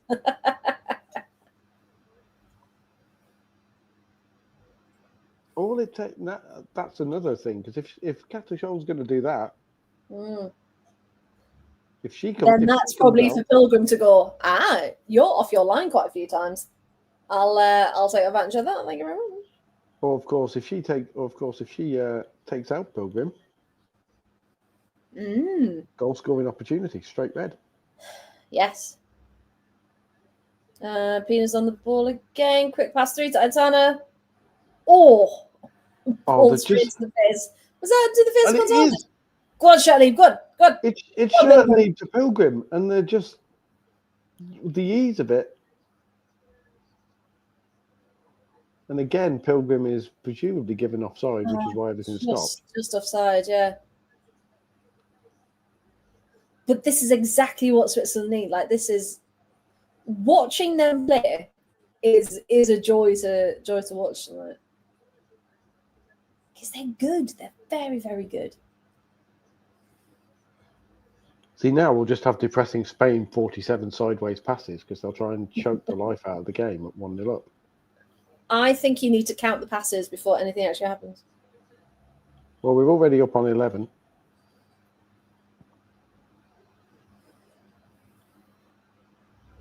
I'll just stop at every 10.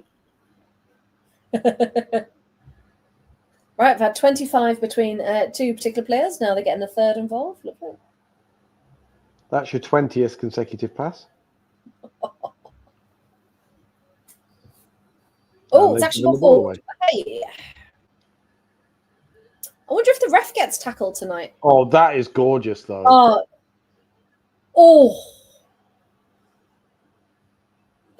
is a rocket of a strike. Yeah, that was annoyingly good, wasn't it? That was annoyingly good.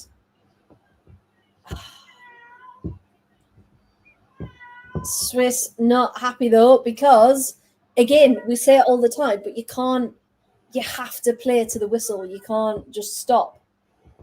You cannot just stop. And a yellow card to the Swiss bench. And let Pina run through. And a yellow. Oh, who's getting yellow? Swiss bench. Ooh. Liavelti is in discussion because Liavelti is blatantly held, and that's a foul. Yeah. That's a foul for Pina to win the ball. Yeah. And VAR should be looking at that.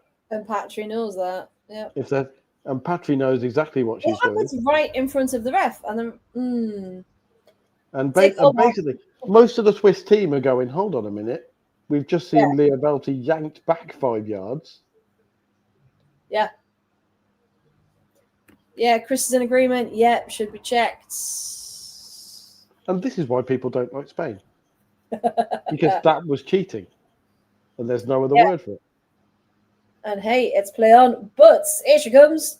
Cross into the box. No one there. However, Liavelti's able to pick it up. Oh, that's a bit of a piss take. So the ref gives Volti a yellow card. I'm assuming that's because Volti just hasn't.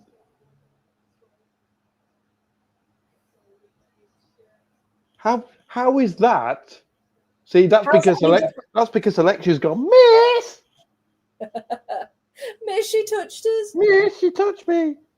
And I know my friend Patry did it 5 minutes ago and we scored, but as we know, under rule Article 437 sub 10 at B, Spain can get away with that. Spain tax is finally here.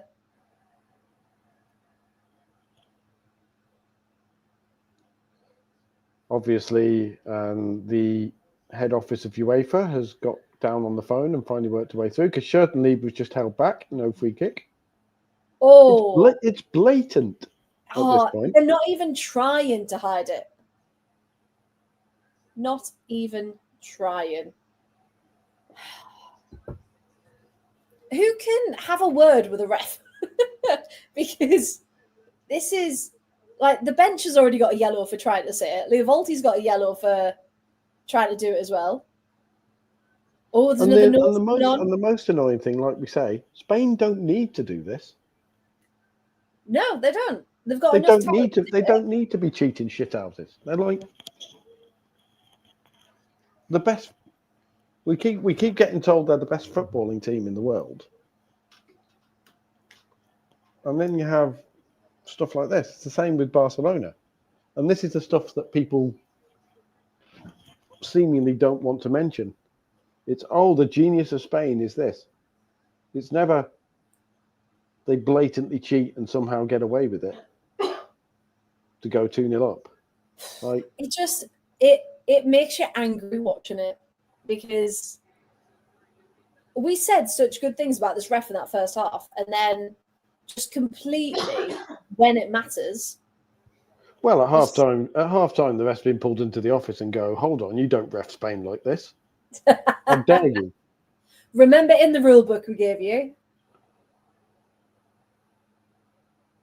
Spain have to win at all times.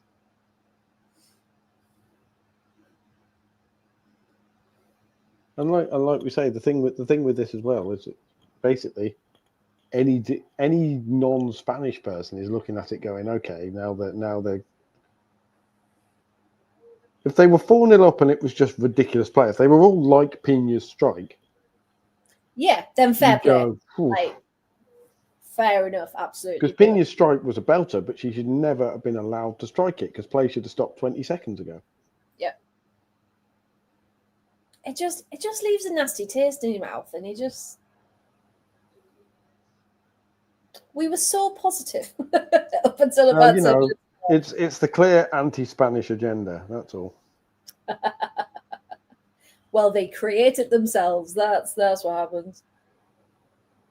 It's definitely because everybody is jealous of the cheating Spain. Oh, of course, yeah. Turn back Athenia. Good. Play on. Never anything. And Leovolti is able to find space out on the left. Here we go. Come on. The trouble is there's like 8 Spanish players back and only a few Swiss because obviously they've all got to defend on the edge of their own box. All right. Come on, Sergocevich. Come on. I mean, England did it against Sweden. They did. How? We don't know. In response to what Matt said earlier, how are we all feeling? Have we recovered? No, we have not. Still don't quite know.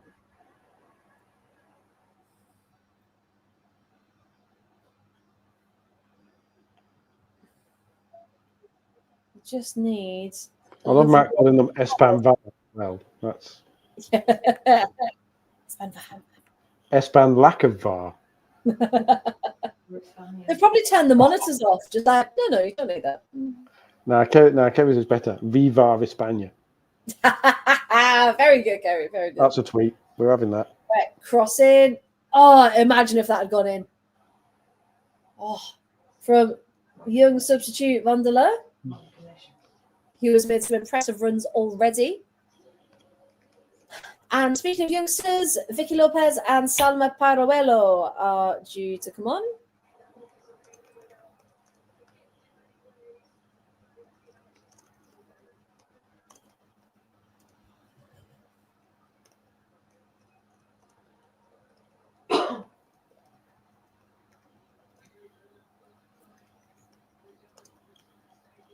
For Pina, it looks like.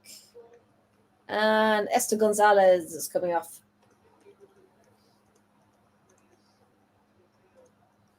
Salma and Vicky on.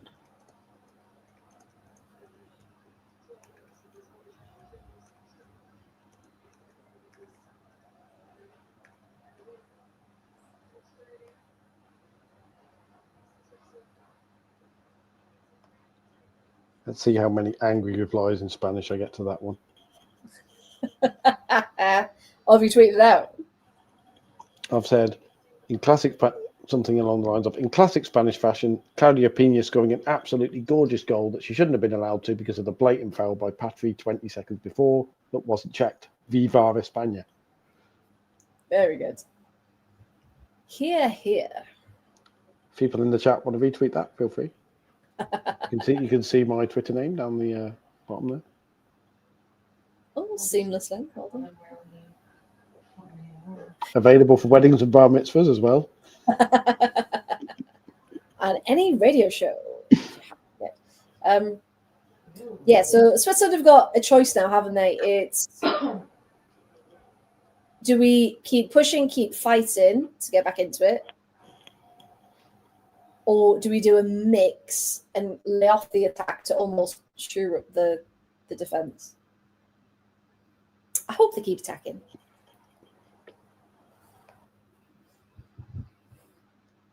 Because you just it's your last shot, isn't it? You need to throw everything at it. But I do think as well for the neutral. Yeah. They'll look at this and go, yeah, Switzerland, because it'll be like, ironically, because it'll be like for the neutral Switzerland, just statement in general. But that's actually their official tourist board slogan: Switzerland for the neutrals. Oh, ball to the edge of the box. Vicky's able to run with it. Off to Wabi. Aitana picks it up.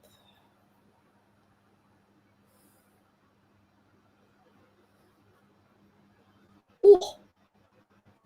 Paredes nearly taking out shirt and leave again. And again, on one hand, there must be Spanish fans who dislike it, because after this game, we should be talking about Claudia Pina firing an absolute piss missile of a strike into the top corner. But what we are talking about is the foul a few seconds before, and Spain once again getting the decisions. And what is wrong with the world? Yeah, absolutely. Nearly 30,000 in attendance. Very good. 25,000 of them walking in the fan march as well. Yes. According to local media. Yeah. Fantastic. And I do enjoy how the broadcast zoomed out of it and then realised the director hadn't actually left the shot, went, oh, we'll zoom back in. And looked like, because play still stopped. New record across the quarterfinal stage. Hey, it's not even finished yet. We've got one more to go. I mean, that's going to be the case because one of the quarterfinals in England was played in Lee Valley and only had 4,000 people turn up.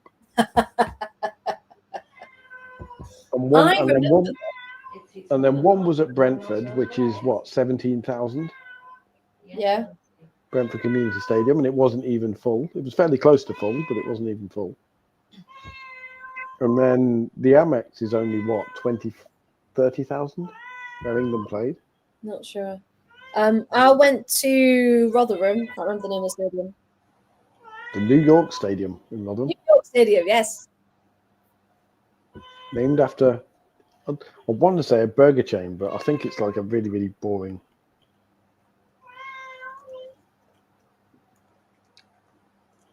We've now gone into official. We don't want to acknowledge that bloody Spain are winning, so we'll talk about other stuff. Now acknowledge Nancy instead. Here she is. The RCL New York Stadium, of course, or the ACL, because the weird sponsorship with it. Yeah. I need something to happen. Hey, Athenia sent flying by Serda Gorchevich. There we go. Not a yellow. She doesn't. Proper Swiss. No neutrality in that one. I love that the camera angle as well. Looks like she went proper flying into it, like. Ah! The worst bit is the way Athenia bounced. Did you see? She head down, and she just bounced. She kind of like a bouncing Spaniard, just dunk, dunk, dunk. Looked like she'd been dropped from a Lancaster.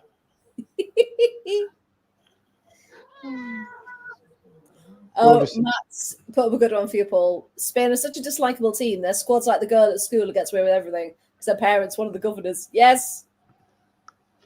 And everybody knows exactly what Matt means as well. Like we all had one of those.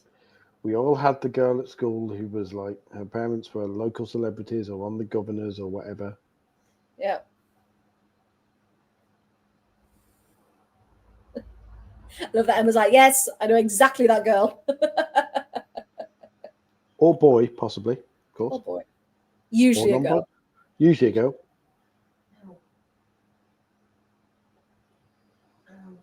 Or non-binary person, of course. Of course, yeah. Because it's 2025 and we're not idiots like certain sections of society. Exactly.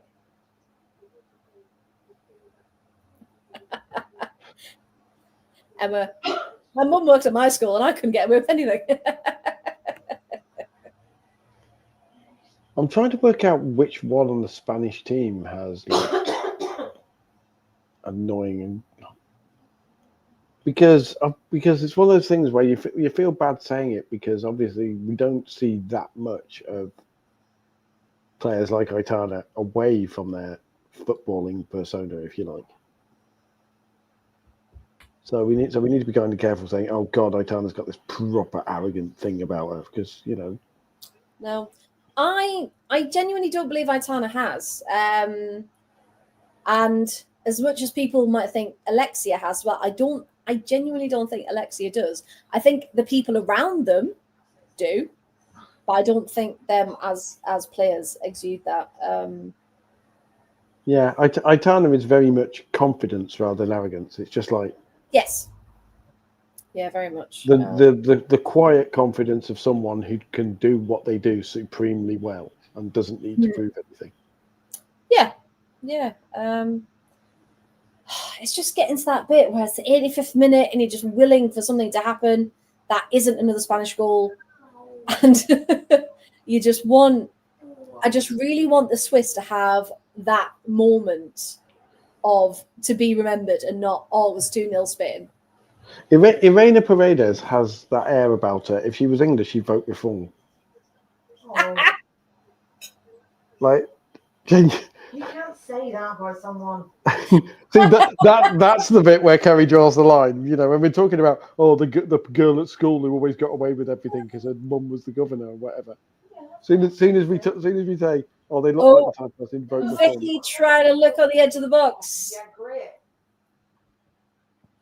See, Kerry keeps you in line. You don't need me to. Kerry's there. Athenea's on the floor again. Touching her ankle, maybe. She looks in considerable pain. Is that a shin? Yeah, looks more like a shin. Oh, no. Oh, look. Okay. On this angle is going to be nasty. Watch. Oh, no. Oh, that's unpleasant to see. Yeah, that does look painful. That's a proper rolled ankle at minimum. Yeah. Speaking of rolled ankles, did we all see that any updates on Leah Williamson will not be given to the press? They're going to keep it all quiet right up until the match. So that's her screwed then? Well, no, apparently it's to not give the opposition any information. So no media, no nothing will know anything. But yeah, we just hope she's okay, don't we? I mean, a penalty has been given, which you can't really argue about after seeing the replay of the technical check on. We will argue it's not dying day. You can argue about it, but you look pretty silly after the replay of it. But I suppose it was a foul in the box. Fine. Olivia Peng's moment against Alexia Putellas. Who's scoring this? I confidently predict Alexia's scoring this, and we all go, oh well, so Spain are through to the semi-finals. So, but at least they're playing France or Germany. I love being wrong. Oh. I love being wrong. Olivia Peng. Yes. Come on, Switzerland. Get 3. Go on. 2 goals in the last 5 minutes. Come on, Switzerland. What is wrong with the penalties? The Spanish have missed 2 penalties. Again, this is one of those things where it's like, if you believe in miracles. I believe in miracles.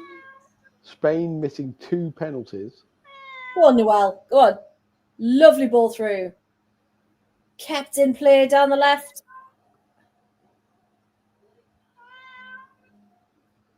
Go on. Roberts. And someone had just got on the end of that. So basically, we've established if anyone can take Spain to a penalty shootout, they're buggered. Yes. Yes, they are. Oh, what a save, though. The power that must have been coming towards you. Because Alexia with the very un-Spanish approach of run up to it and twat it one. And that was her last action as well. She's been substituted. Now, Lucia Garcia hasn't seen any minutes, I don't think, this tournament. Oh, it's one for the dads. The Swiss have brought Alicia Lehmann on. Well, Gary said in the chat earlier, bring Alicia Lehmann on to save the day. So Benet off, Lehmann in. Always thinking about the marketing. And in Alicia Lehmann's defense, when she's on it, she is actually very good. Unfortunately, all of the remarks are towards how she looks and on her off days where she hasn't been that great. Of which she has many. She does, unfortunately, she does. But before she had all the attention on her, go on.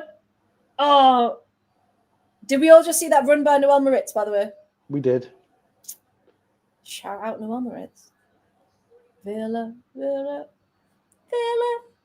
Noel Moritz has never shared a team with Lucy Bronze, but that was a very Lucy Bronze-esque raid forward, wasn't it? It was just like, that was very much no one else was doing it. That was very from right back. Right, there's a bit of a gap. I'm going for this. Death or glory, charge forward. Yeah, literally. Don't you dare, VAR. Don't even think of giving that. You are going to send Leah Volti off, aren't you? Oh, is that red? Oh, that is a red. I mean, that's one of those where it's like under the. That's not a denial of a goal scoring opportunity, though, because Paruello stayed on her feet and got a shot off. And that is what I assume all the Swiss players are arguing. Hold on a minute. If Paruello had gone down, that's a red. But there we go, and it is. No. And no Moritz is showing her. She's won the ball. Yeah. You see the ball change direction. You see the ball. Yes, she gets her first. She's absolutely won the ball there. They need a VAR check there. But they won't have a VAR check there. And the reason they won't have a VAR check there is because it's Spain.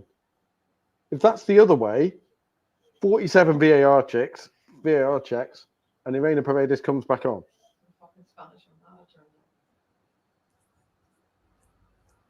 That's a ridiculous decision. And here's the thing, as well. When players get sent off, they know. And like the number of players you see get sent off for last player tackles, who walk off and like, oh, yeah, okay. Or, yeah, they can and they know they've done something wrong, but the body language is very much that really sucks, and I'm sad to get sent off. Noel Moritz is, I won the fucking ball. Yeah. And she's Marit, absolutely usually, adamant. from my Villa experience of her, will go, yeah, fair. Like, but that was and we saw Leo Volti's reaction and just everyone's reaction of, what the hell are you talking about?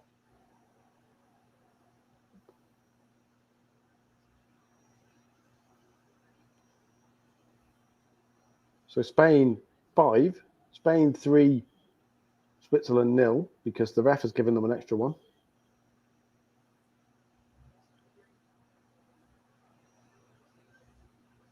The only team at the Euros who play with 12 players. And this is why it's so frustrating to watch, because so many of the decisions aren't deserving. You're not better. But now it's the end. So it was 3 minutes of added time. I forgot we didn't say that. It's coming to the end of it. So you can see the players now just being like, ref, F you. And there is the final whistle. Spain looking incredibly happy. Switzerland. Spain know they've got out of jail because they've missed 2 penalties, which in any other game would be catastrophic. They've had one goal. They've had one goal scored, which was, in fairness, a very good finish indeed from Athenia. And then they've had a second goal, which should never have counted because there was a foul in the build-up, irrespective of how good the finish was.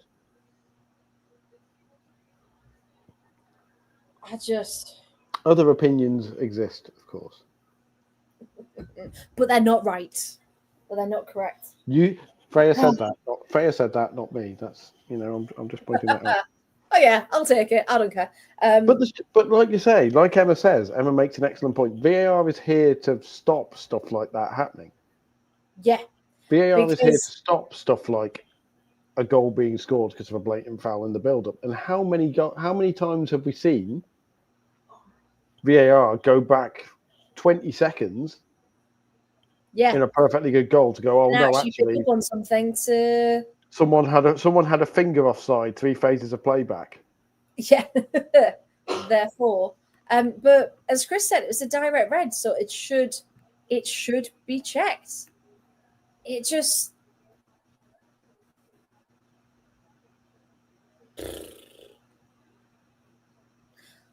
I feel really deflated now. For a good 60, 70 minutes, it was so incredible to see. Like, Spain frustrated, Switzerland pushing to win. It was such a good game.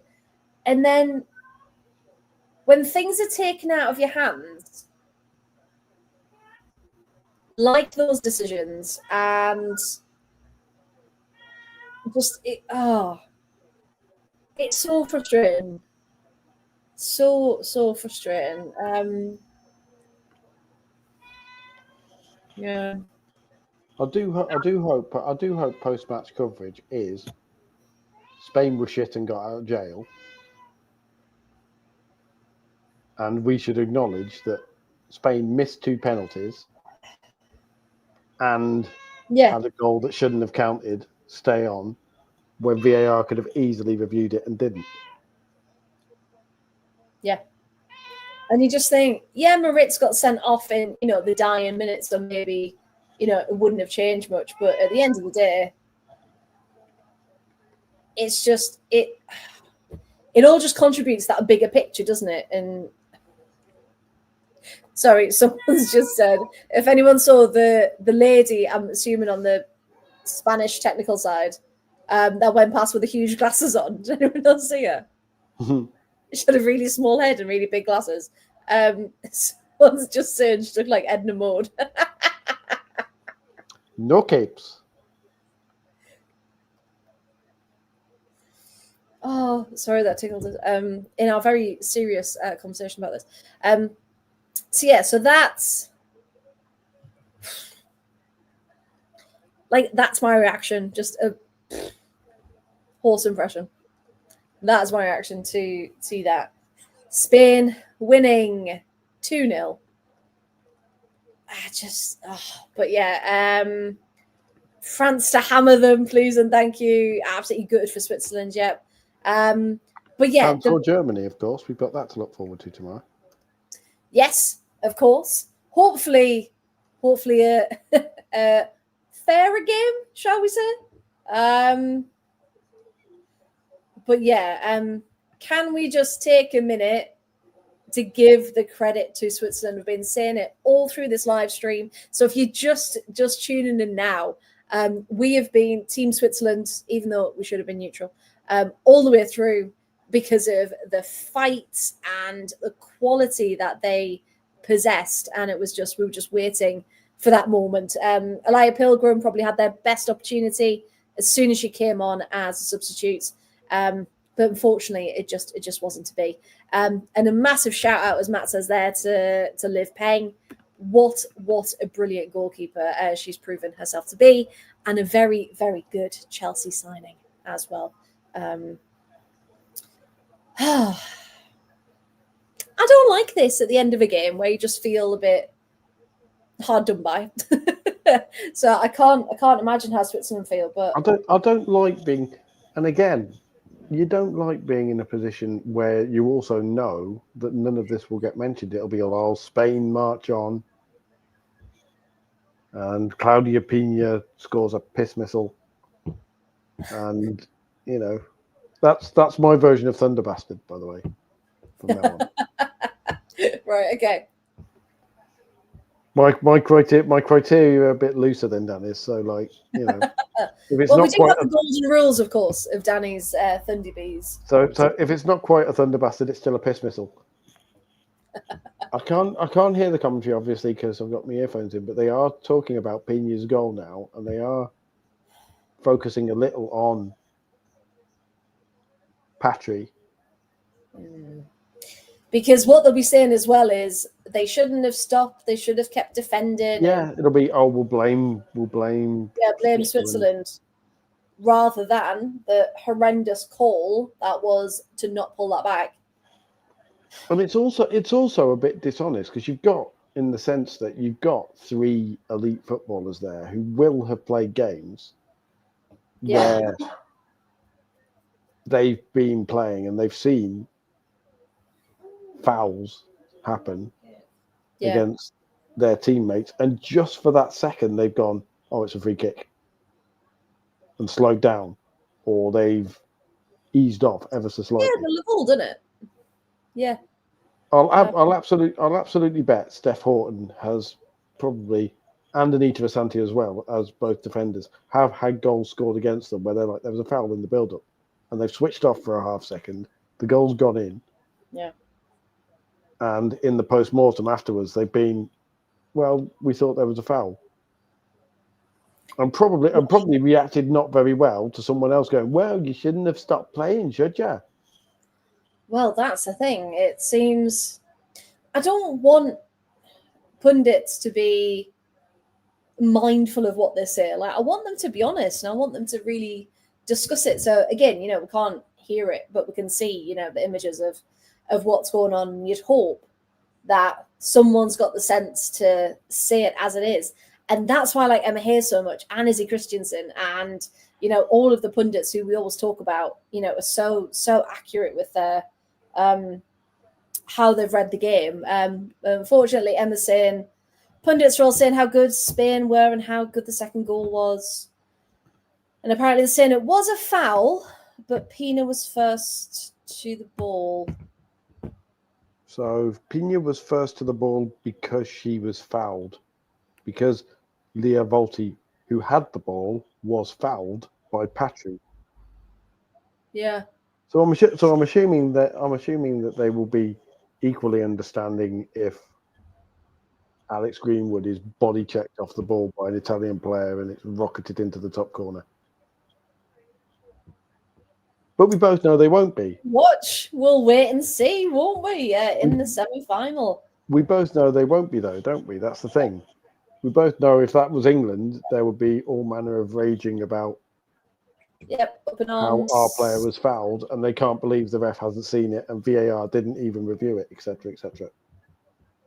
I think that's more the travesty of, can we just get an explanation or a bit clearer on when VAR will intervene? Because it seems like in some games, everything is being checked. Like, well, I say everything, like all major decisions that you'd expect to be checked.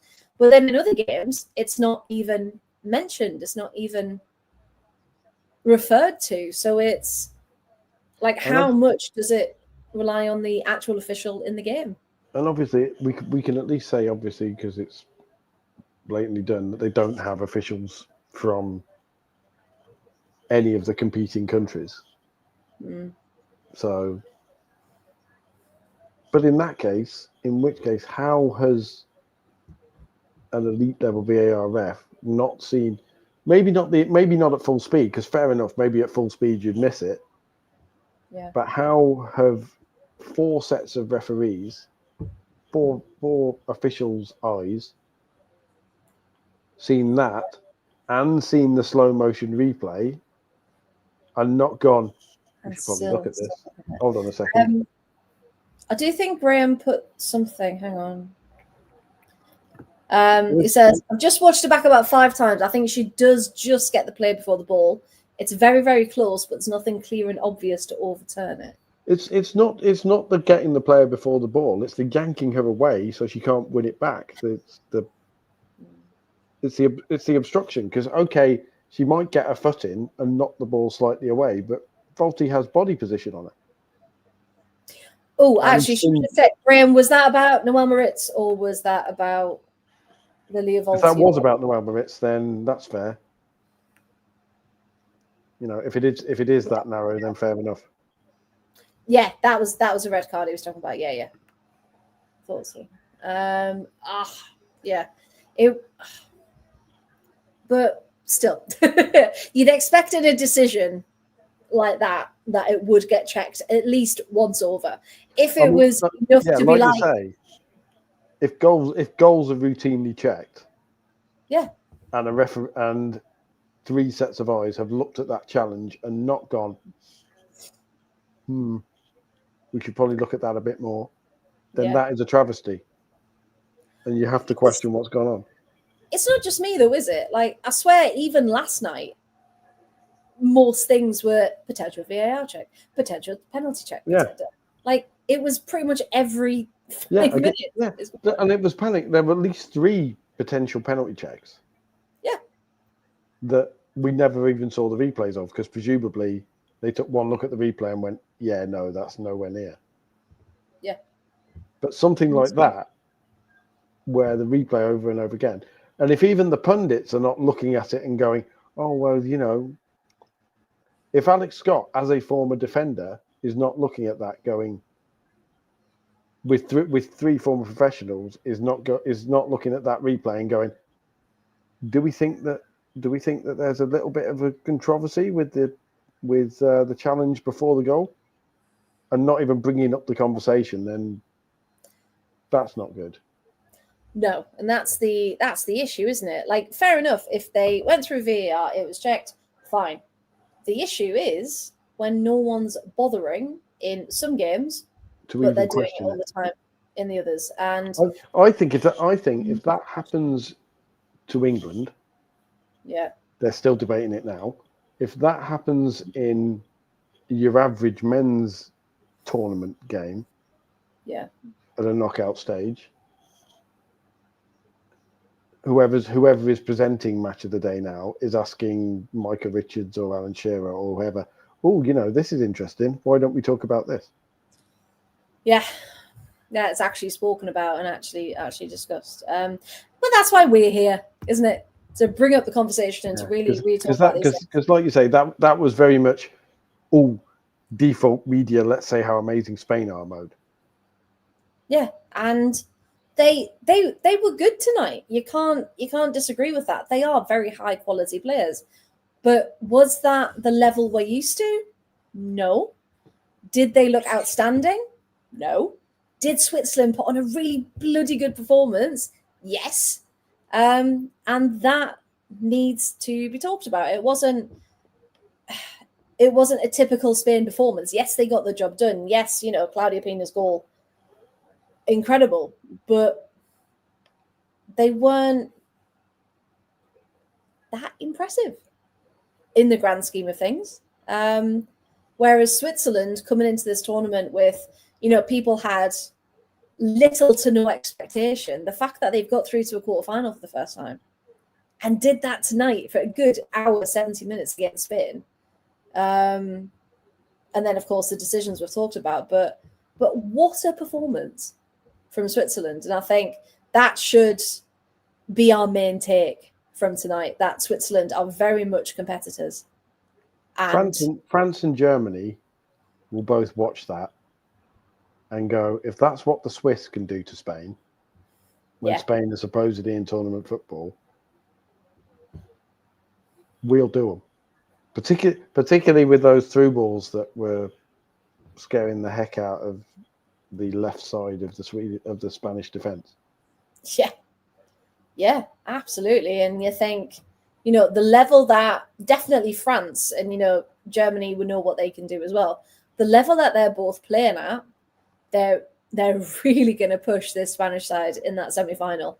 And I really hope that, because obviously we're covering it anyway, everyone, but that's going to be some game. That is the marquee match of the quarterfinals, isn't it? If you're a neutral, you go Norway versus Italy, decent start. England versus Sweden, obviously we're biased because we're English, but if you're for the non-English, you're looking at it going, that's a decent game. Still decent, yeah. But in terms of two proper European powers, the one game there that could be that you'd look at and go, that should be a final, is France versus Germany. Yes. Yeah, and the fact that we're getting it in the quarters is still quite mad, isn't it? That it is only a quarter final. But yeah, let's end on a very positive note. Which player or players stood out for you, Paul, tonight? Because I know we talk about a good couple of names, don't we, from that Swiss side? I'm going to mention one of the Spaniards after ripping into them, because when Athena came on and changed the game. Yes, she did. Yes, she scored the first, won the penalty for the second. Well, won the penalty for what should have been the third, but Alexia took a horrific penalty. But for Spain, Del Castillo. For Switzerland, well, where do you start? Peng. Yeah. Couldn't have done any more. Alaya Pilgrim, when she came on, gave the Spanish defence fits. Instant impact. On a yellow card. Leah Volti was very impressive in midfield. Voitila did Voitila things. And Sydney Schertenleib, good Lord. Yeah. Like, the pace. Yeah. It is very rare in any game Aitana Bonmati is overshadowed, but she was overshadowed by a 19-year-old tonight. And not just because she's very, very tall. And not just because she's very, very tall. Just like we were saying, some of the little moves, some of the little twists away from pressure, and some of the through ball, and the number of through balls that she fed, and just Switzerland have got a very special player there. Very, very special. And, a joy to watch them now when really these youngsters are coming into it and really starting to shine and get their moment. So to be able to watch it from not the beginning, obviously, but to see them when they are underrated and they are the underdogs in this tournament, and really getting a light shone on them. So I think a lot of eyes are going to be on Barcelona. And I think Chelsea fans can be really excited, because when it was first announced, everyone kind of went, in the chat. Yeah. But it was like when the Peng was announced, everybody kind of went, oh, great name, but that might be the best thing ever, because Hannah Hampton's going to be the clear starter. Now, Chelsea fans are going to go, we've got two top 5 in Europe, top best in Europe class goalkeepers.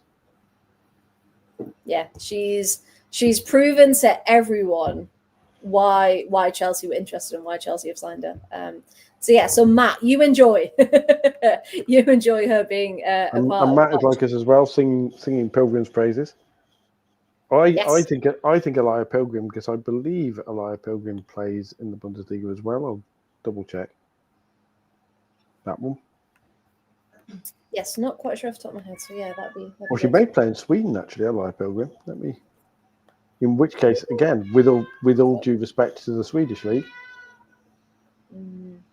I will just say while you're doing that, the official final stats from the game: Spain had 23 shots, 6 were on target. 6 out of 23. Roma. Switzerland had 4. So Ally Pilgrim, another reason to watch Serie A, because she plays for Roma. Oh God, yeah, she does. So. Oh, that one slipped out my mind for a second. But yes, I mean, it's easy because according to Wikipedia, she hasn't made many appearances for Roma. No, so. And I think that's why. But yeah, so hey, Serie A, the place to be next season. Come and join me on my Italian football journey. But yes, I mean, you've got, and that's a good thing. You know, we keep saying it. So apologies to keep repeating ourselves, but that's the brilliant thing about a tournament. You get to see all of these names that, unless you sit down and try and find Serie A coverage, if you try and find the Frauen Bundesliga, you know, trying to find any other league that isn't, you know, English, is still. I know it's a small sample size, but if you're Liverpool and you're looking for a player to bring in as a successor to Olivia Smith, Ally Pilgrim looks ready-made. Oh, I can see that. She reminds me very much of Olivia Smith. She's got that energy and that speed. Yes, and that physicality as well, to really go for it and really drive forward in that attack. Not afraid to put the challenge in. She could probably be obtained relatively cheaply as well, because, like you say, we're all sat there going, bloody hell, Ally Pilgrim's good. Who's she play for? Where's she come from? You know, she's that kind of player. So if anyone from the Liverpool recruitment team is watching, we'd highly recommend putting in a bid. Just look up the AS Roma phone number and so this Ally Pilgrim. We've got £1 million burning a hole in our back pocket, and exactly, yeah. And how do you guys fancy? Let's have a discussion. Yes. Oh, imagine if it comes off now and then in the small print, being like first heard on the absolute. If it comes off, we're absolutely going. That was us. That's our transfer.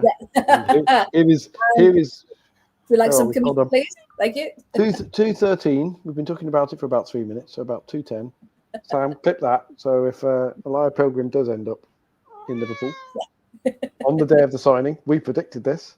Yes, and we would like our commission, please, and thank you. We'd like our agent's fee, if any chance. No. Yes, we'll give you Sam's email address. That can go towards the running of the pod, of course. Exactly. Or maybe, he said seamlessly, it could go to making sure that if you nominate us all for the Football Content Awards, because nominations are open. Yes. Then perhaps the commission could go, if we do manage to get nominated, to sending us all to Ellen Road. But only you can make that happen. So vote now. Don't delay. So don't delay. The Football Content Awards nominations are open. Please nominate the Absolute Football Podcast. Every best on league, best in women's football. You know the drill. I was going to say, yeah, so if people are watching this evening, of course, who are wondering what we're talking about, if you haven't tuned in before, the Football Content Award, the FCAs, we were lucky enough to win Best New Content Creator as an entire pod last year. We were also nominated for, Best Women's Football Show, non-league, and, this year, nominations are now open. So if you do enjoy our content, you can vote for us across all of our pod shows. So we've got the Premier League, we've got the Women's Show, we've got the Lower League, / non-league, and we absolutely love this. So if you haven't voted already, we'd absolutely love you to do that. So in each category, just find the Absolute Football Podcast, and hopefully we get shortlisted and we end up going to the award show. So And it was, I went last year, it was at Tottenham Hotspur Stadium. It was a very bloody lovely night where we did win, and just sharing that moment, because of course we're all virtual, so we know each other, but we don't really know each other.